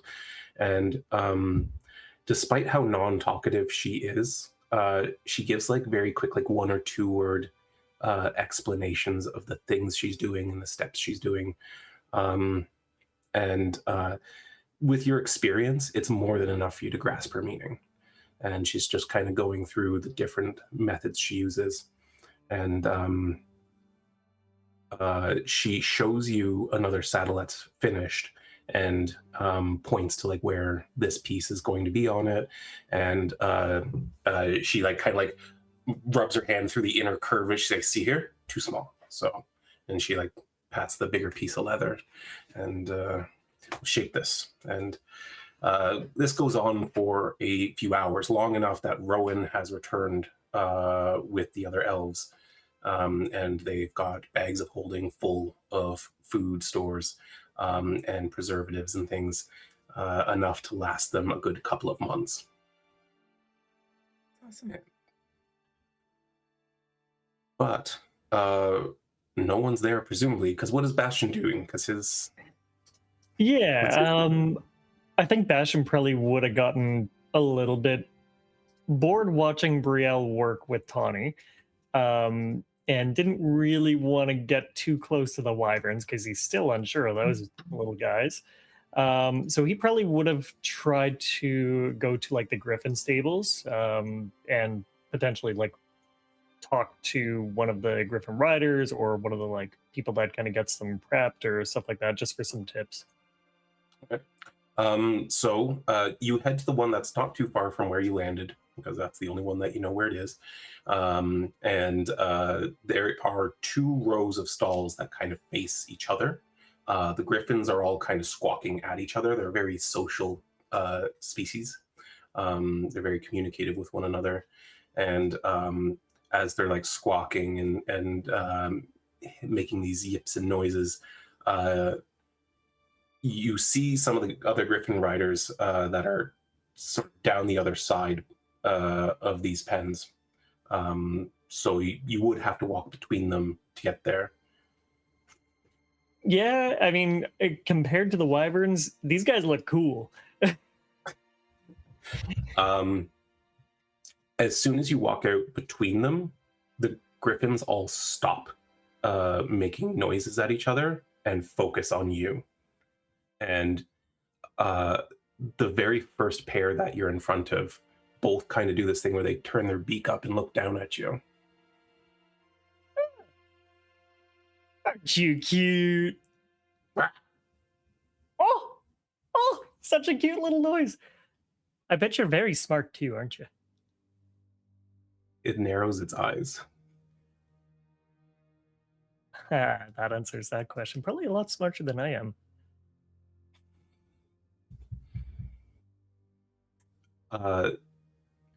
It continues to stare you down while 3 pens in on the right side, a strikingly white griffin, almost completely, with bright blue eyes and one tuft of brown fur down its breast.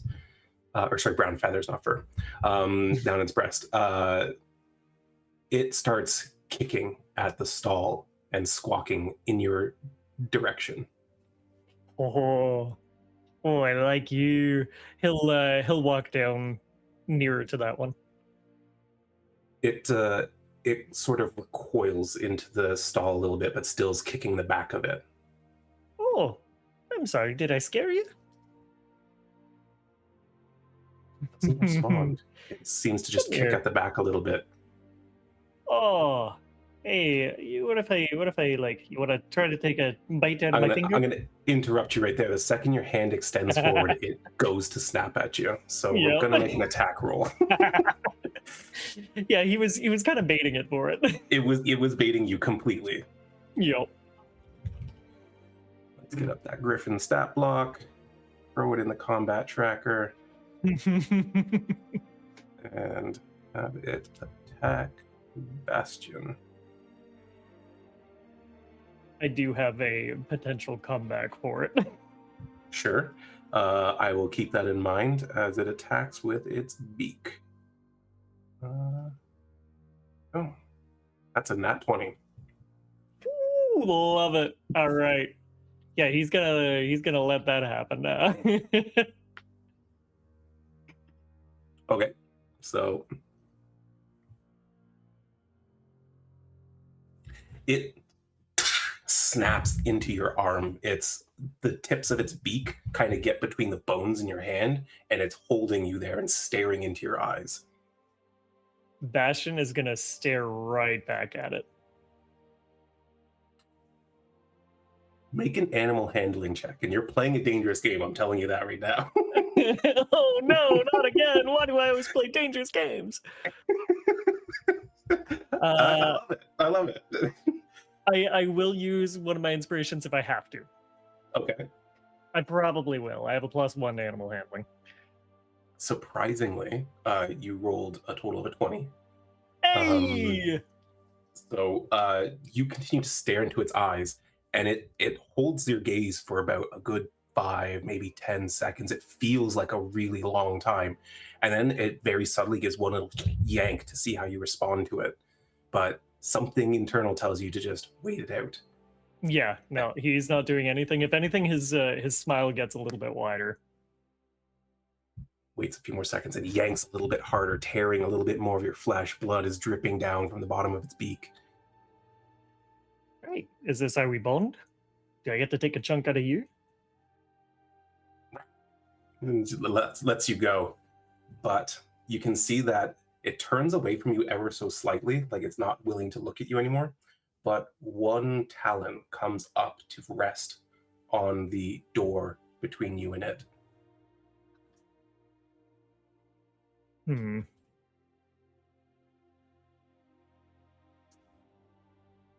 I don't know if you're trying to bait me again. Hey,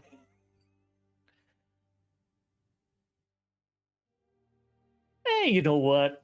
Why not? And he'll kind of turn away from it a little bit as well, and just very lazily lean nearby the claw.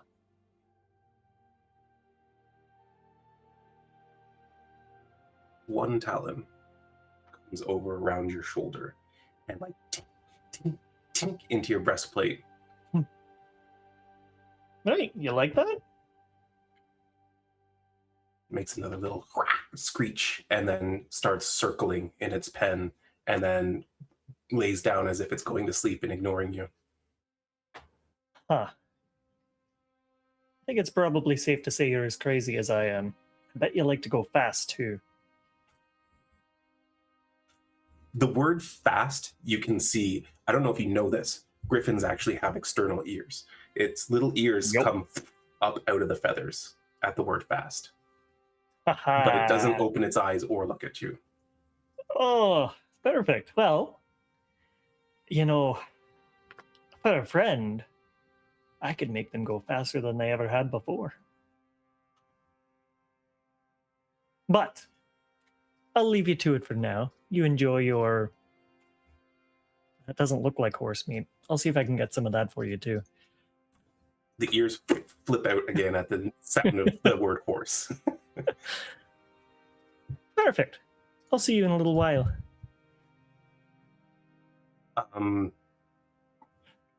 As you're saying that, you hear a voice from down the other side. I'd be careful with that one if I were you.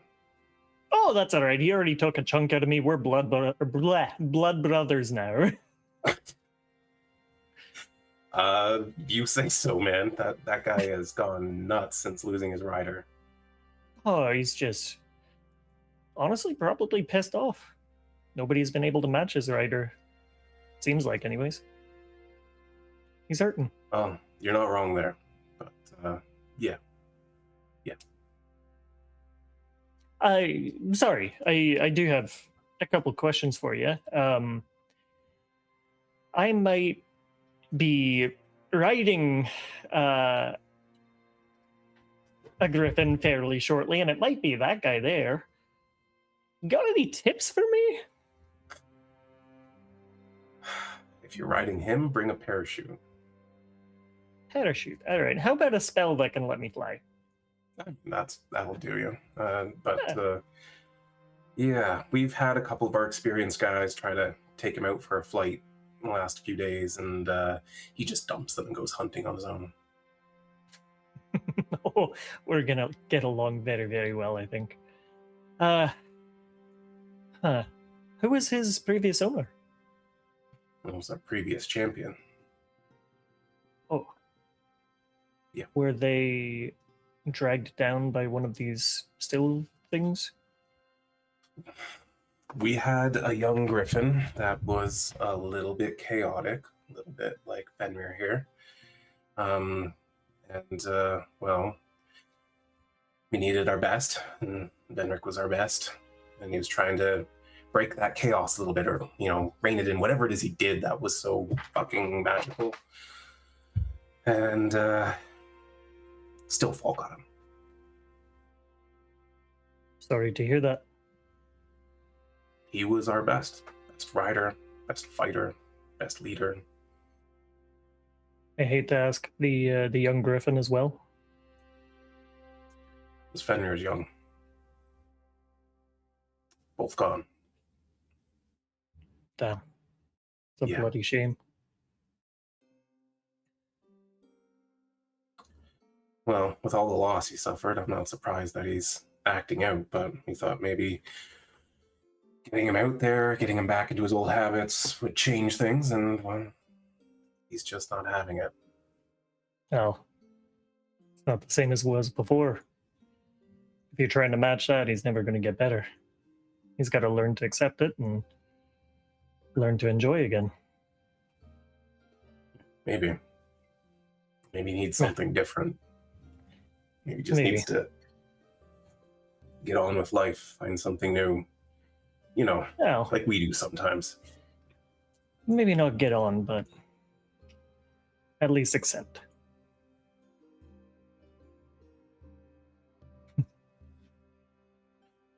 Anyway, is there something I can do for you? Oh, right, you wanted tips. No, actually, I think just telling me that probably good enough. All right. Well, if you are looking for tips, I've been doing this for about 50 years, so I appreciate it. I think my only concern is if I take your tips, then I might fall into the same habits as some of the other riders. I'd rather just try to get a feel for them. all right, man. I mean, we trained for decades, but you do you. I'll pick you up in the woods sometime. Sure. I've been told I'm an idiot before, so if you want to call me I that, wasn't that's gonna say perfectly it. understandable. No. My brother always used to say, you don't necessarily have to be an idiot to do something idiotic. Oh, that's very true, but it really, really does help. Yeah, you're not wrong there. Now, thank you for your time and the story. You said his name was Fenrir? Yes. You know, like the ancient beast of destruction. Oh, gets better and better. Well, I'll see you tomorrow. I assume he already has a saddle. Yep. Perfect. Well, if he can have it ready, I'll take him out for a spin. We'll make sure you're ready to go. Thank you. He turns back to his friends and continues their conversation. Bastion will walk by and just on the way out, he'll wave to Fenrir. Your master sounds like somebody I can't hope to live up to. But I hope you'll give me a chance. Sleep well. I'll see you tomorrow. There's a small huff that kicks up some of the straw beneath him. And yeah, Bastion will leave. Dreamy. Dear. Ugh. Drinking ain't easy. All right. So, Rhowan, what are you doing when you get back? I don't think I had any plans. I think, from what I Heading over to understand, Funny? Wren is going to come get me and have me wyvern sit. Fair enough. And is that what you're doing, Vix, after Wren is done showing them the wyverns? Yeah. Anything she's doing after that? Well, when we're passing off, I'll take this opportunity to go, I meant to give these to you earlier. Got distracted. And I'll hand you 2 potions of paralysis and 1 poison of slow.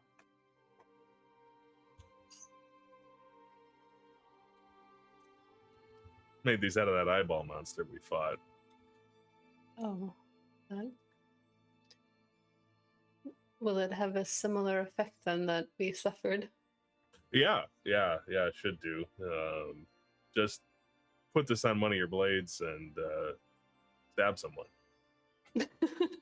Or I guess if you can get him to drink it, that'll work too. But the stabbing is generally more effective in a fight. It seems more reliable. Well, thank you. You've come a long way, since we started traveling together. Thanks. We all have, really.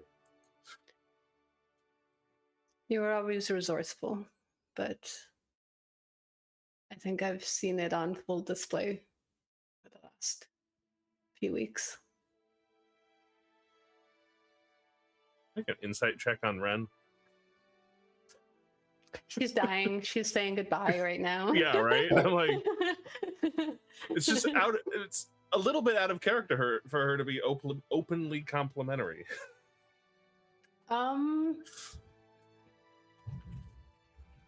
She's not trying to hide anything. So I think what you might pick up from her is just like you pick up a lot of sincerity.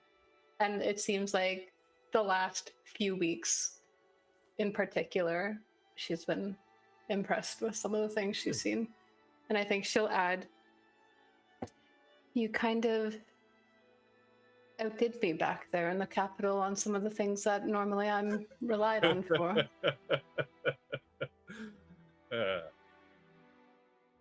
Well,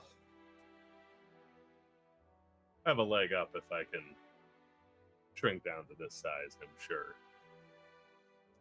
Yes, I can't get that small, but If you were the size of a copper piece, you'd be harder to find than me. regardless, I appreciate you filling in the gap for me. It made things Anytime. much easier. And I don't think I said thank you. Oh, you're welcome, and thank you for the thank you. She hands him. That's when she'll exchange the gold. She goes, "You helped me with the. You helped me with the poisons, so it's only fair." I appreciate that. I've been finding money useful for the first time these last few weeks. Maybe there's a correlation. I have noticed, and she just kind of gestures to the way he currently looks right now. Just looked like I raided Flava Flav's closet. I think a Wren will explain what exactly deal they made to him about the armor, and she's going to, like she usually does, pawn off the night shift on Rhowan. I guess I owe Bastion 3,000 gold, huh? You could just tell him that you didn't actually want it and make him out of some pocket change. You're diabolical. I do like to see him sweat a little bit. It is funny. amusing. It's really funny. Not gonna lie. He's gonna kind of place a hand on his shoulder, and she'll just say, "Good night, Rhowan." Good night, Wren.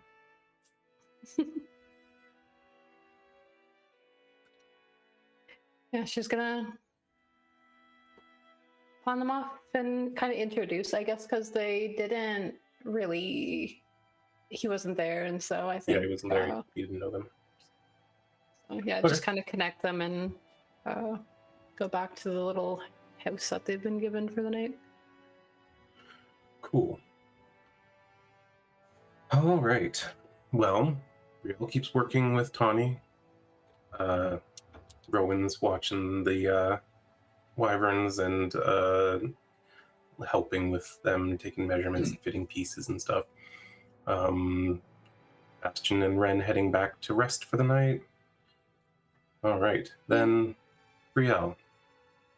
Yep. At midnight, Okay. you hear a familiar voice shouting from the stone in your pocket. Shouting? Oh no. Brielle Emberglow, you have a boyfriend who injured himself fighting monsters with magic? What are you up to, young lady? We seriously need to have a...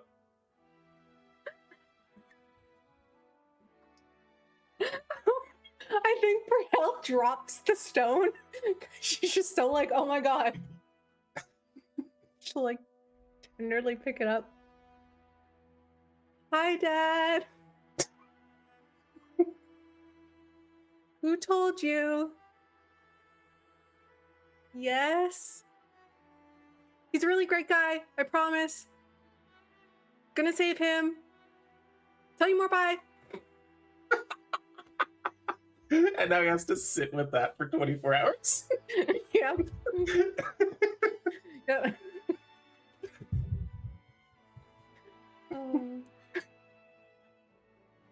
I think she just like, because she's still with the with Tommy, she's just like put the stone back in her pocket. She just Don't tell goes, anyone about that. he must be mad.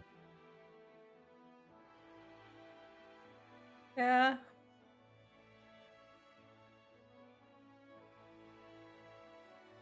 Anyway. So about this part. Yep, she just goes right back to work. Oh no. It's fucking Fen, I bet. Well, who delivered the Who stone? gave it to them? Oh, His shit. mentor. Fucking shit. He's got all the tea. And Denebrius was his mentor. Yeah, And yeah. he's still mad that he's telling them not his everything. mentor. He's got a glass of wine and telling them everything. Oh god, he's gonna tell him Yep. about the vampire. Oh, great. Okay, we I'm learned he can't dead. hold his liquor.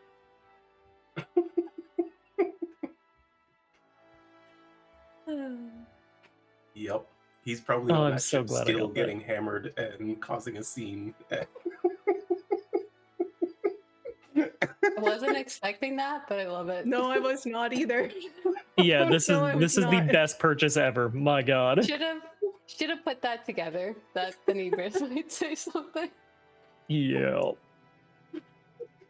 I was so excited when you said you were going to ask him to send it. Should have just left it in. Should have just left it in kind for him. That's why Shanks.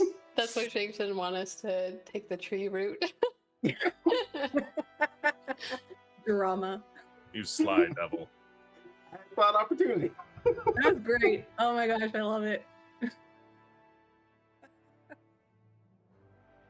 But yeah, I was just like, well, you can leave it there. It's going to be who knows how long before they get it. So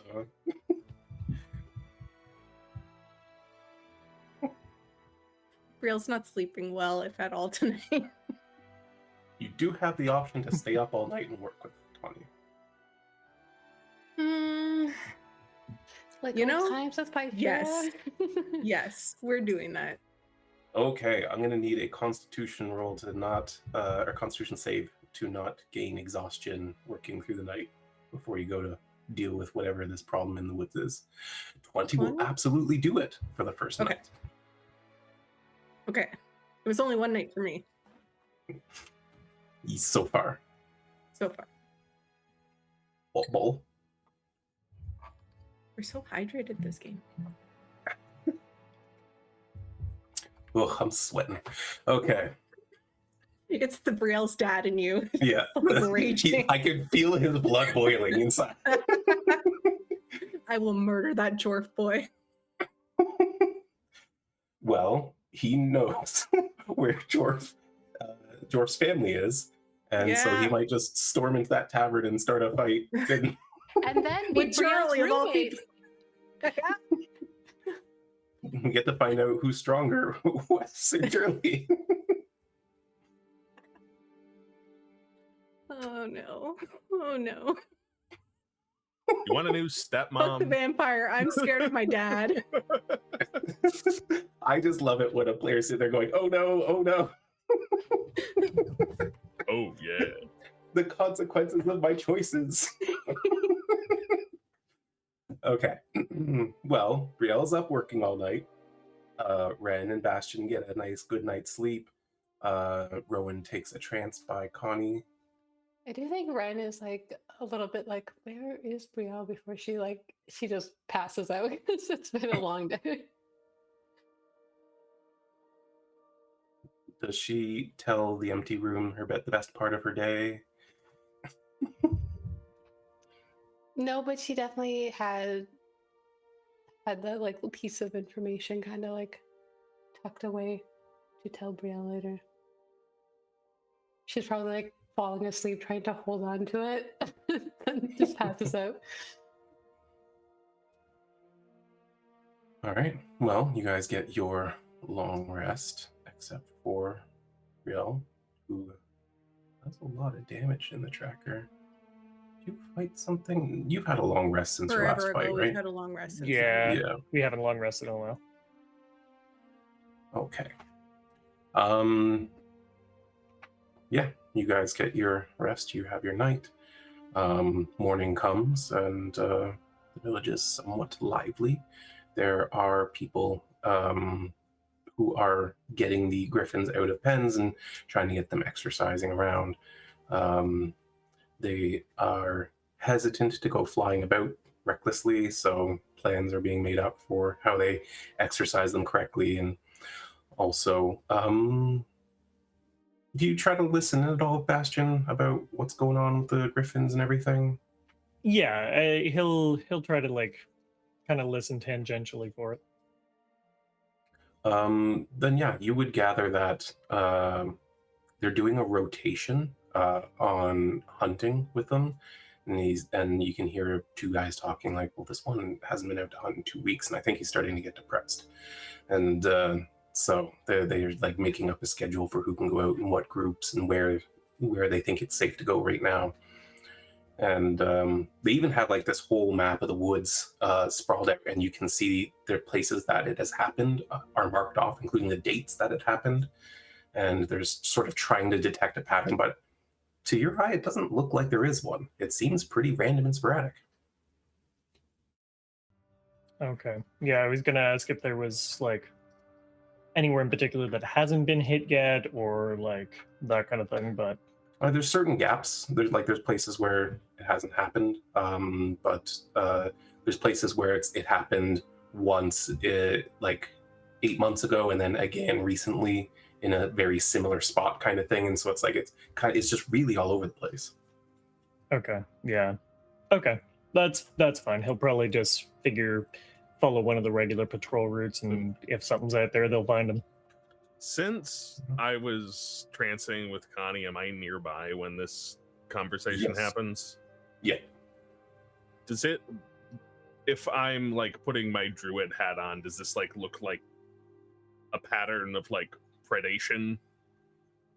If I mean, I'll get you to make a nature check for something. Sure, I like something. Out in the open, or Yeah, open's fine. Okay, not bad. So, it doesn't look like any hunting pattern that you're familiar with. What it does start to look like to you is like opportunist attacks. This is possibly something that's just randomly going about, and when they have the opportunity, they strike. like, oh look, there's a griffin. Yep. But that may be the case, it may not be. That Yeah. could even indicate it might be something humanoid. It's really hard to say. Mm-hmm. You notice anything yourself there, or Not really. It's not. If it is some sort of predator we're dealing with, it's an opportunistic hunter. all right? Well, I mean, even knowing that is something. That's true, but it does make it hard to predict.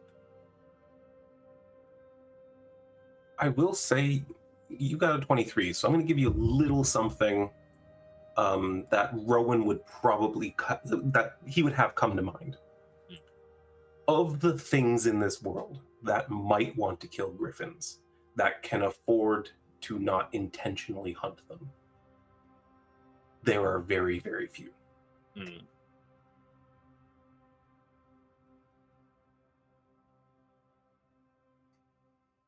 Does he know what those things are, or No, it's just like a matter of nature. Like they're Yeah. fast, they're strong, they're yeah? relatively intelligent. So the things that hunt them already are very, very few. But something that would hunt griffins for food or whatever the case may be, and also can afford to just not be like targeting attacks constantly, Yeah, there's very few things. not a lot. Yeah, Yeah, it it's doesn't not like leave we're a lot of- walking through the woods and like, oh look, there's some berries. No. Yeah.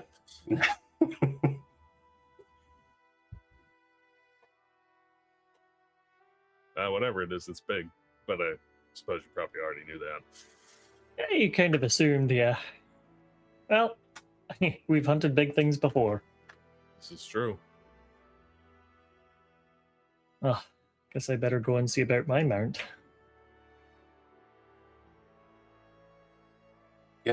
All right. Well, Bastion, you head over to the stable that you recognize to be Fenrir's. It is vacant when you get there, but it's only a moment before the same gentleman from the night before rounds the corner, leading him along very cautiously. And, he's just like, it's all right, buddy. You're just going to get a little exercise. It's no big deal. Come on. Come on. And he's leading him out. And you can see he's got the full saddle on, as well as plate armor that looks like it's made of gold. Oh, this is what they were working on. That's cool. All right. Wait, Fenrir. How's about, rather than a little bit of light exercise, we see about potentially getting some revenge for you. Go hunting ourselves. The guy next to him goes, he can't understand full sentences. Certain words they can pick out, but they're intelligent, but just not language focused. Not Fair our enough. language, anyway.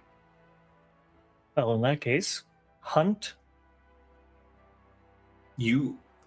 Okay? Give me an insight check. Actually, I want to see how much you might pick up on this. All right. Trying to rile up the dog. Yeah.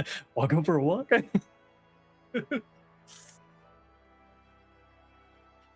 Not going to do it. I will use inspiration. Bastion's really focused in. Oh god, I hit the wrong thing. Ignore that one. I will ignore it.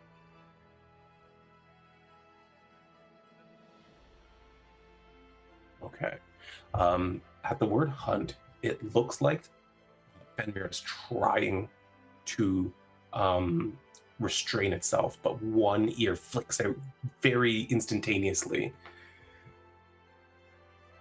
Right. Good enough. I'll try not to hold you back.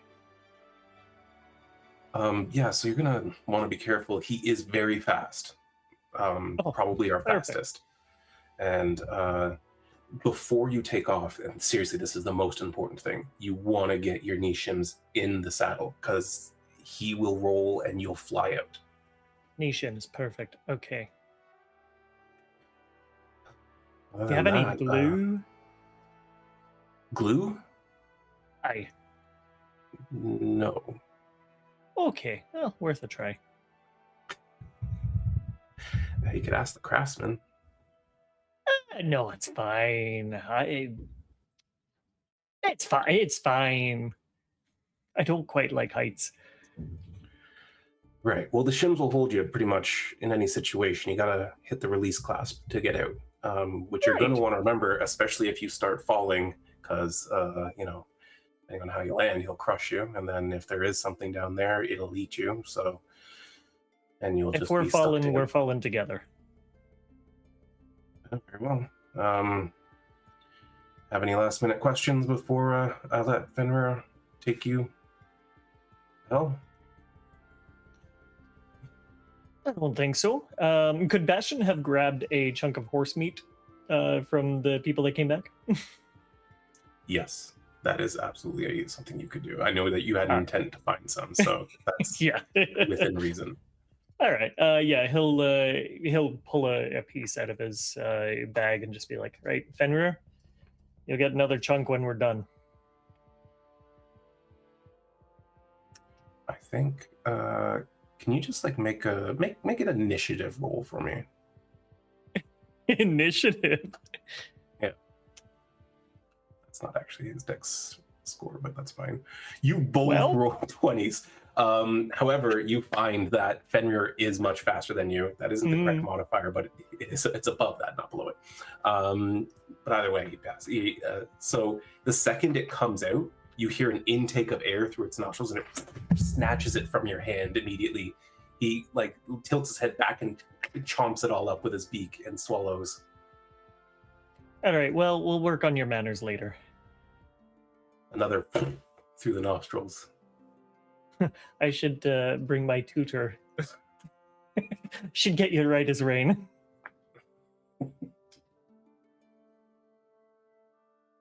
All right, I'll be back. I just got to find my party. All right. Well, I'm going to take him over there to the launch pad. Beautiful. Thank you. And yeah, Bastion will go back to the group. Before we go, Shanks, Yeah. how close to where we are right now was like the closest incident? The closest incident was about a mile from here. Like it's a spot that, especially Rhowan, looking out over the tree line, you could see where it is in the sky. So like most of the people in the village saw that one happen. Would there be multiple incidents, say, within 3 miles of the village?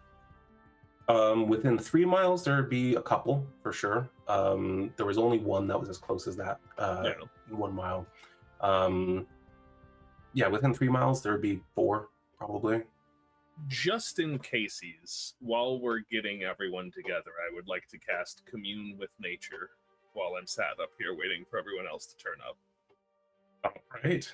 Let's. How long does that spell take to cast? A minute. Takes a minute. So.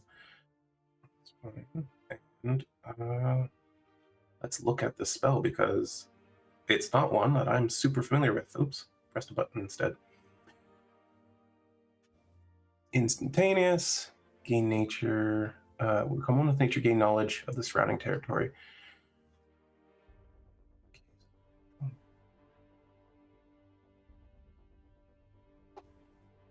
Gain knowledge of up to 3 facts of your choice. Okay, so what are the 3 facts of your choice you want to learn? If there, let's see. If there are any powerful celestials, fae, fiends, elementals, or undead within the radius is one I'd like to go with. Ooh, we have a complication on that question, believe it or not. Interesting. I don't know exactly how to answer that. You become one with nature. Okay. All right.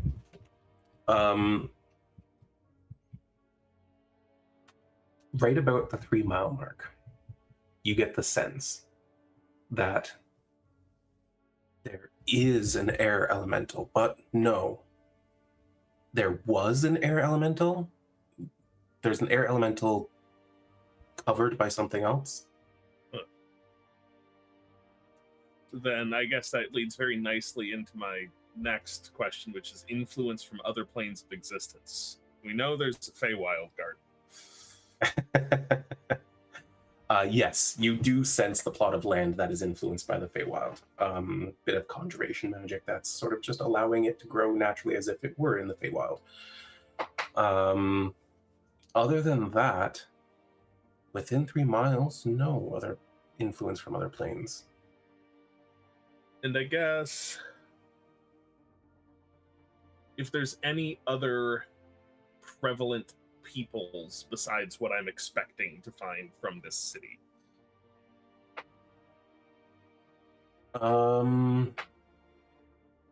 Whatever you determine prevalent to mean. Or people.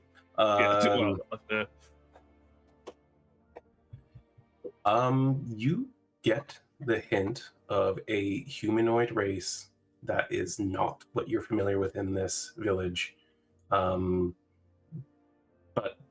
seem to be more along the side of nature and not something that would be out of place in the woods. Okay. Well, until I get that.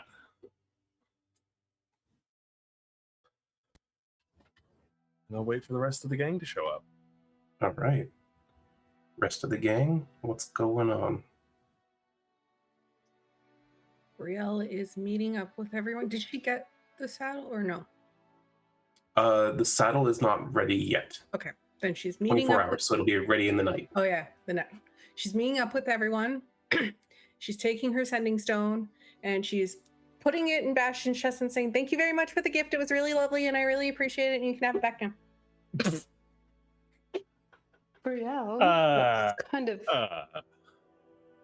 That's What's not going quite how a on? gift works. It wasn't on loan, Well, I'm gifting it to you now. right? Fine. Did something happen? Yep. Oh, what happened? I got yelled at by my dad. Right, and you think giving the stone to me is a good idea? Yeah, because I won't get yelled at. Sure. Do you want me talking to your dad? Think No, about it. actually, that would be really bad. Now that I think about it, that'd be even worse. Uh-huh. Yeah. All right. Okay. So maybe you just take it back for a little while, and yes, your dad may have yelled at you. It's probably he's just concerned. That's what family does. I'm sure you've had yelling matches with him before. Not really. It's always with my All mom. right. Oh, well, there you go. You're an old hand at it. It's just the same rules. No, I You would tear never each yell at other my dad. down and... No. Okay, well, okay. My dad's my best friend. Well, one of them now. Oh, that's very sweet. All right. Huh.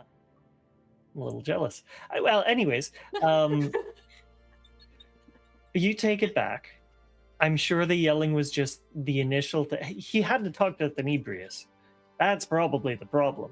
Just place all the blame on him and you'll be fine. No, that was 100% the problem. And yeah, I'm in a lot of shit. I'm sure it'll get worse. That's, He knows about Jorf. Oh. They were... Well, we knew they were going to find out eventually. But I wanted to tell them. That's unfortunate that it happened this way. I wanted them to meet him. Well, that part wasn't taken away from you. So, at least you can paint a good image of him. Well, they already know he lost his arm. Well, surprise, surprise. He hasn't anymore. It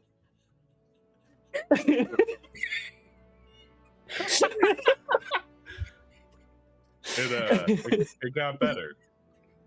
Yeah, that was the end.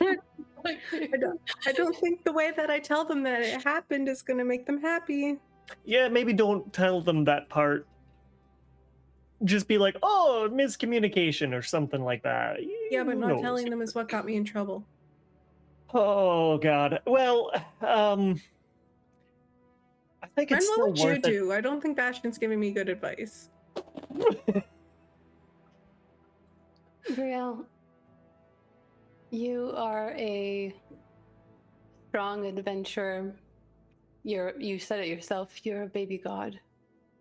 You are out here on a very difficult mission to save Jorf. These are the kinds of things that people will tell stories about all over the world one day. Think they'll tell stories about Jorf? And you.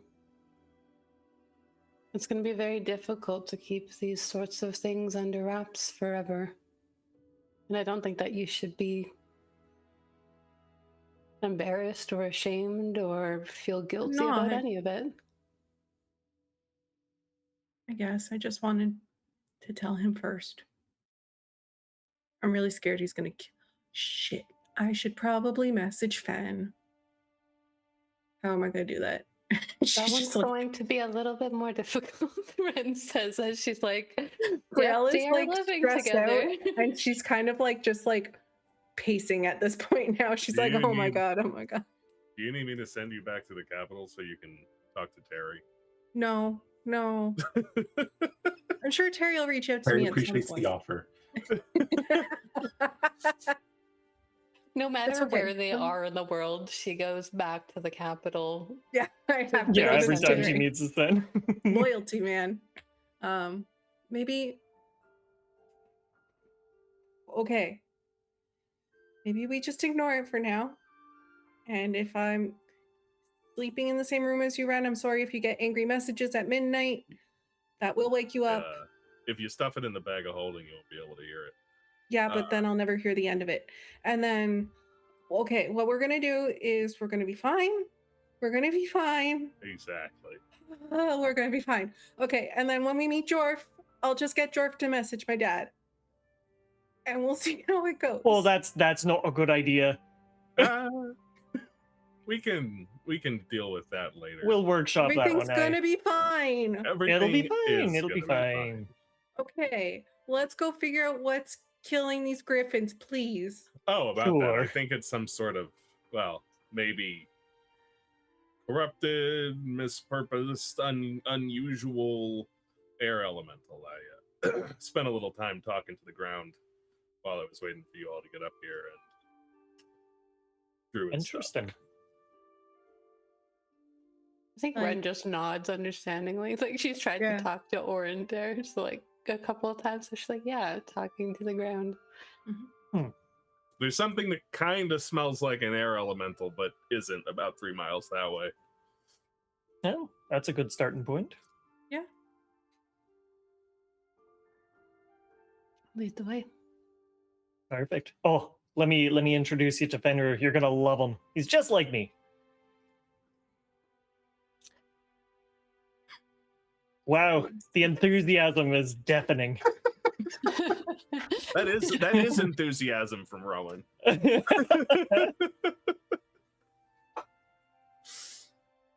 I think Wren was just expecting more to happen after that. So Yeah. Oh, Brielle's lead just the too way, stressed. my friend. Hey, if you really want to get him mad, you can always tell him that you fought a dragon. I bet he'll forget all about your boyfriend. No, he knows about because I gave him the wyvern saddle information. I told him I had a baby. Oh wonder dear, if we that gotta message figure got- some things out for you. I wonder if that message made it there. Yeah. Oh, if the timing's really, really perfect, he'll have just gotten it now. Well, he's on a boat right now. It'll be fine, Brielle. Don't It worry. will. Let's go. Trust you. Take a flight. Was like the Griffins here with Bastion? It is being I would held on lead you guys to the him. landing platform. We have to by, go. Okay. Yeah. All right. When we go to the landing platform, then I think Brielle feels like a hand on her shoulder as Wren just kind of like stops for a moment. I know that people like to say that things will be fine in a way that they feel will comfort people. I've always found it kind of unhelpful myself. It's going to be messy. It will be. It's part of growing up, and you have grown up. And you've grown up to be a person that I'm very proud to call my friend. Your father does sound scary, but I've had my share of scary parent experiences. And I overcame them, and so will you. She's gonna grab Wren's hand and just give it a squeeze because she just want to hug her in public. And she'll just say, "Thanks for understanding, Wren." Maybe try to disarm with a simple apology first. That was my plan. See, you've already got this. Will you stay in the room with me when I do it? Of course. Thanks. She'll walk with her to the platform. And I think Wren is actually interested in like meeting this griffin. She apparently likes creatures. Yep. Yeah, so you head to where your wyverns are, and you can see this one elven griffin rider holding on very cautiously to the barding that is around the mane of Fenrir. And he's a stark white griffin with just a brown tuft of fur that, or again, I said fur, feathers that is visible, like kind of poking out just the top of the breastplate. It stands there looking very regal and very proud in its gold armor, and as it, I think at least some of you are perceptive enough to see that it kind of takes in Bastion's approach for only a second, and then as its eyes scan the rest of you, its beak just gets up and looks down towards you. Ren's gonna do what she does for Ravkin and just be like a stern mom look. But I think she also, it's funny that you use the word regal immediately when you're describing that. Ren's thought was like, wow, it's a very regal creature. And I think she does kind of comment on that quietly. As you make your approach, the gentleman hands a little harness thing that goes around your hips and your upper thighs to Bastion. He's like, all right, put this in. I'll show you how to strap it up. Perfect. Thank you. Oh, Fenrir, just a heads up.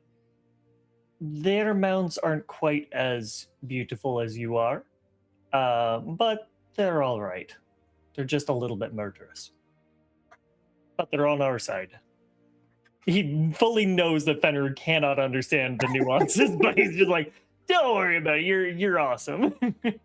You do see that he's looking at you as you're talking, but his beak remains in the air. Oh, no. Is this how it's going to be all the time? Very slight shift. That's fine. That's how I am too. All right. Let me Ash hop on comes it. up. Yeah. also chin up.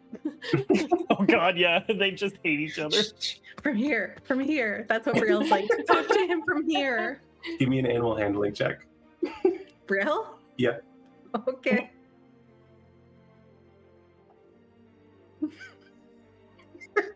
Oh, 2.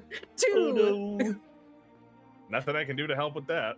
You hear from across the way, like literally there's like a 60-foot gap between the platform you're on and the platform that Tanya's on, and you just hear this commanding, no!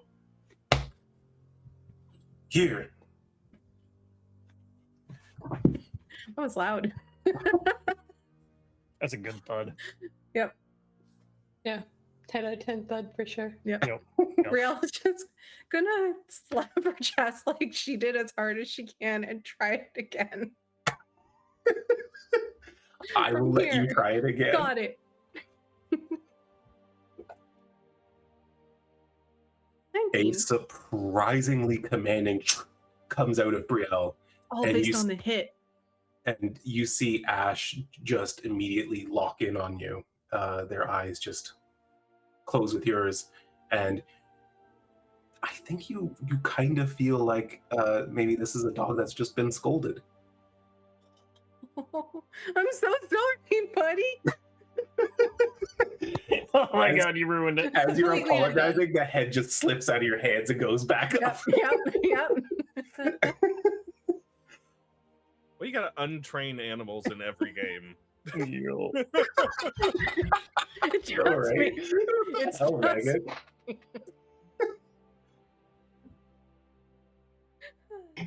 Rowan's been working on them for months. That's okay. She still listens to me. he listens to Rhowan. But you're all able to kind of climb up and get ready to go. Bastion, you're shown how to strap up your harness, and then he points out the shims on your knees, and he's like, you're going to slot those in there. And the most important thing you don't want to forget about is the tether. And he shows you there's this like small metallic magical device on the back of the saddle. He says, look, you hook it into here. It's spring loaded, so you can get it off if you need to, but it won't come loose if you don't want it to. If you fall, you just say the magic command word, and then it'll draw you right back up, and it's retract. Oh, perfect. As he says that, you see the line like snaps out of his hands and reels back up to the saddle. That's a handy trick. Yeah, we've learned a few tricks over the millennia we've been doing this. Good luck on your first untrained ride. Oh, I'm looking forward to it. Everybody's got to start somewhere. That's true. You're starting in the worst possible situation. So, no offense, but I've got 500 gold that says you don't come back. Oh, I'm sorry for your loss. He will All right. surprise you, Wren says. Well, I guess we'll see. All right. Well, I've done my duty. Have fun. And he just walks off and leaves you to it. with no instruction as to how to get on top of him. Huh. All right. So, how do you want to do this, Fenrir? You see his eye take you in from the side, and where you might expect some sort of direction, some sort of help, if anything, it looks like he gets taller. We're playing it that way, are we? Well, you got to respect me at some point. Bastion's going to Misty Step on top of him on the saddle. All right. It's a minor one, but he does a quick like shudder and kick kind of thing. So give me a dex save to hold on as you get up there. Your shims aren't in yet. Your tether's not tied yet. So you...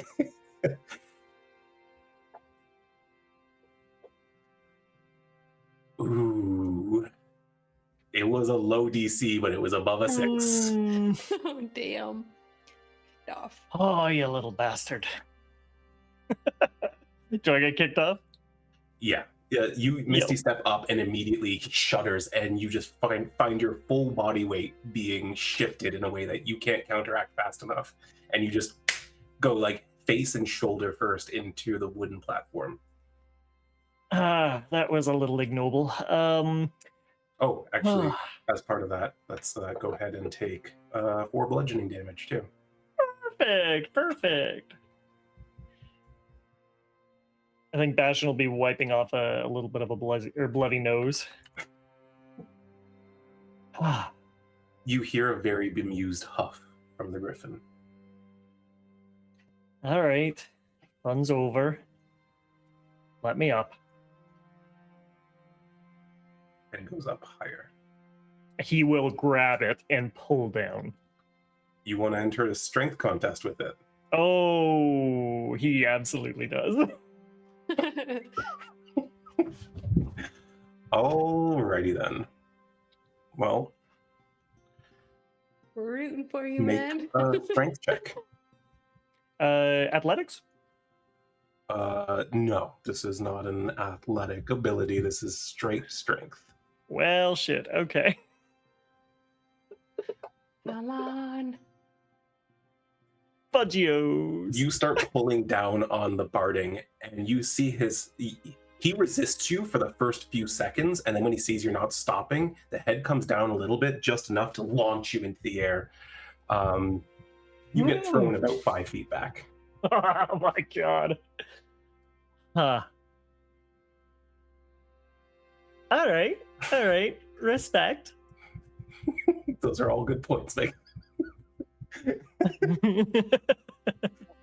this is going really well. Offer him some food.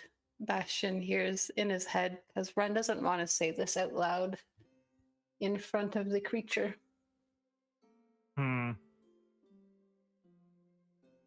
He'll pull out a chunk of horse meat. Okay. You let me on your bloody back, or you're never getting another piece of horse meat. I'm doing you a favor. We're going hunting.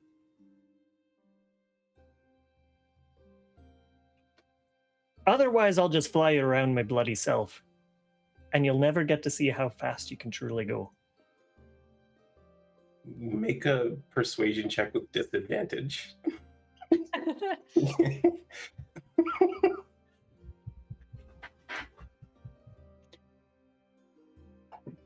Come on, you're good at these. You feel the slight pull of celestial bodies as gods are in Thank your favor. God. You can add a D4 to that. Better hope it's a 4. It wasn't. It was not. Then I'm gonna need you to make a dex save. Oh, my worst of the saves. Okay. Doable. You manage to pull the horse meat away fast enough that he doesn't snatch it out of your hand. You hear that loud like clop of the beak snapping nothing but air, and then a huff, and he turns his nose up again and looks away from you. Remember, All right, do I have they're to very strangle this thing? proud creatures. Yo. So Bastion. Yeah. Want to ask for help. This is happening while we're like kind of. I assume we're all waiting. Like we're Yeah, Oh all yeah, you guys are around. probably loving this. Literally, about the time that Bastion is being chucked across the platform, you can see that like Connie is just bowing her head and allowing Rowan to easily climb up onto her.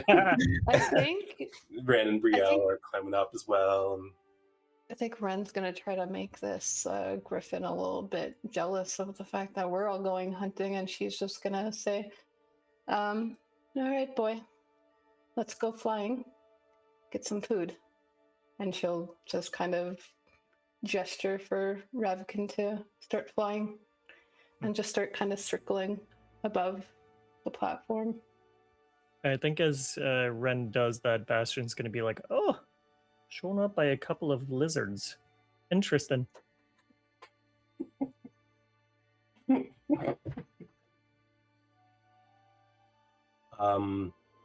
You can see Bastion at the site of Ravkin doing circles above.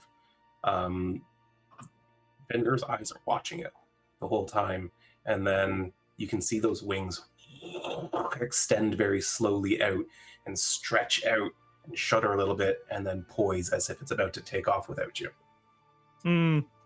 Don't you bloody dare.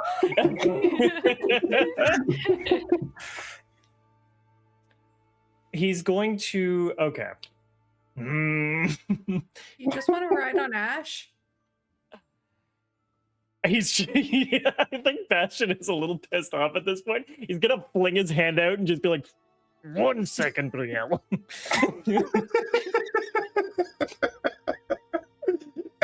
Meanwhile, Red's like got some rock meat and is just like, "There you go, Ravkin," and he just snaps it out of the air. I think Bastion's going to walk around in front of him. All right, well, I thought we got off on the right foot yesterday. Apparently we didn't. I don't know if it'll make any difference for you. My name's Bastion Draywind. It's very nice to meet you, Fenrir. And I hope you will allow me the honor of flying by your side. And he'll go into a deep court bow. You go ahead and do that.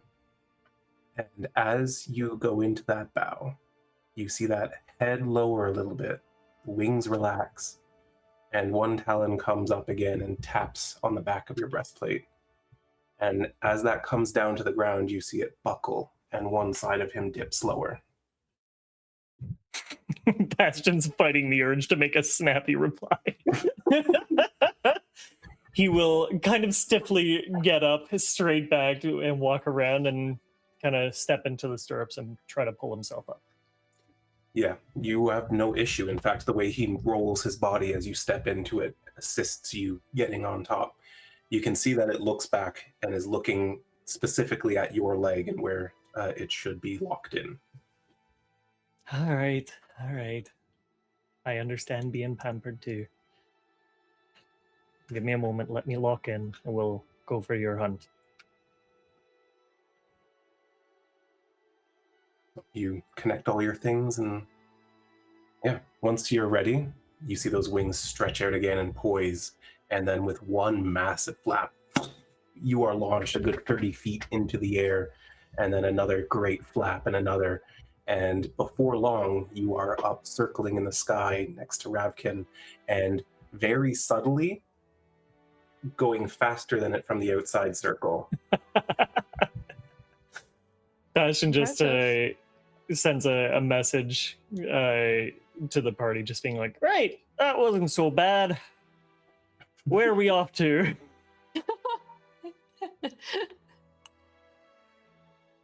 I guess Rowan knows. Yeah. That way. All I'm right, gonna stay perfect. behind you just in case. I trust him.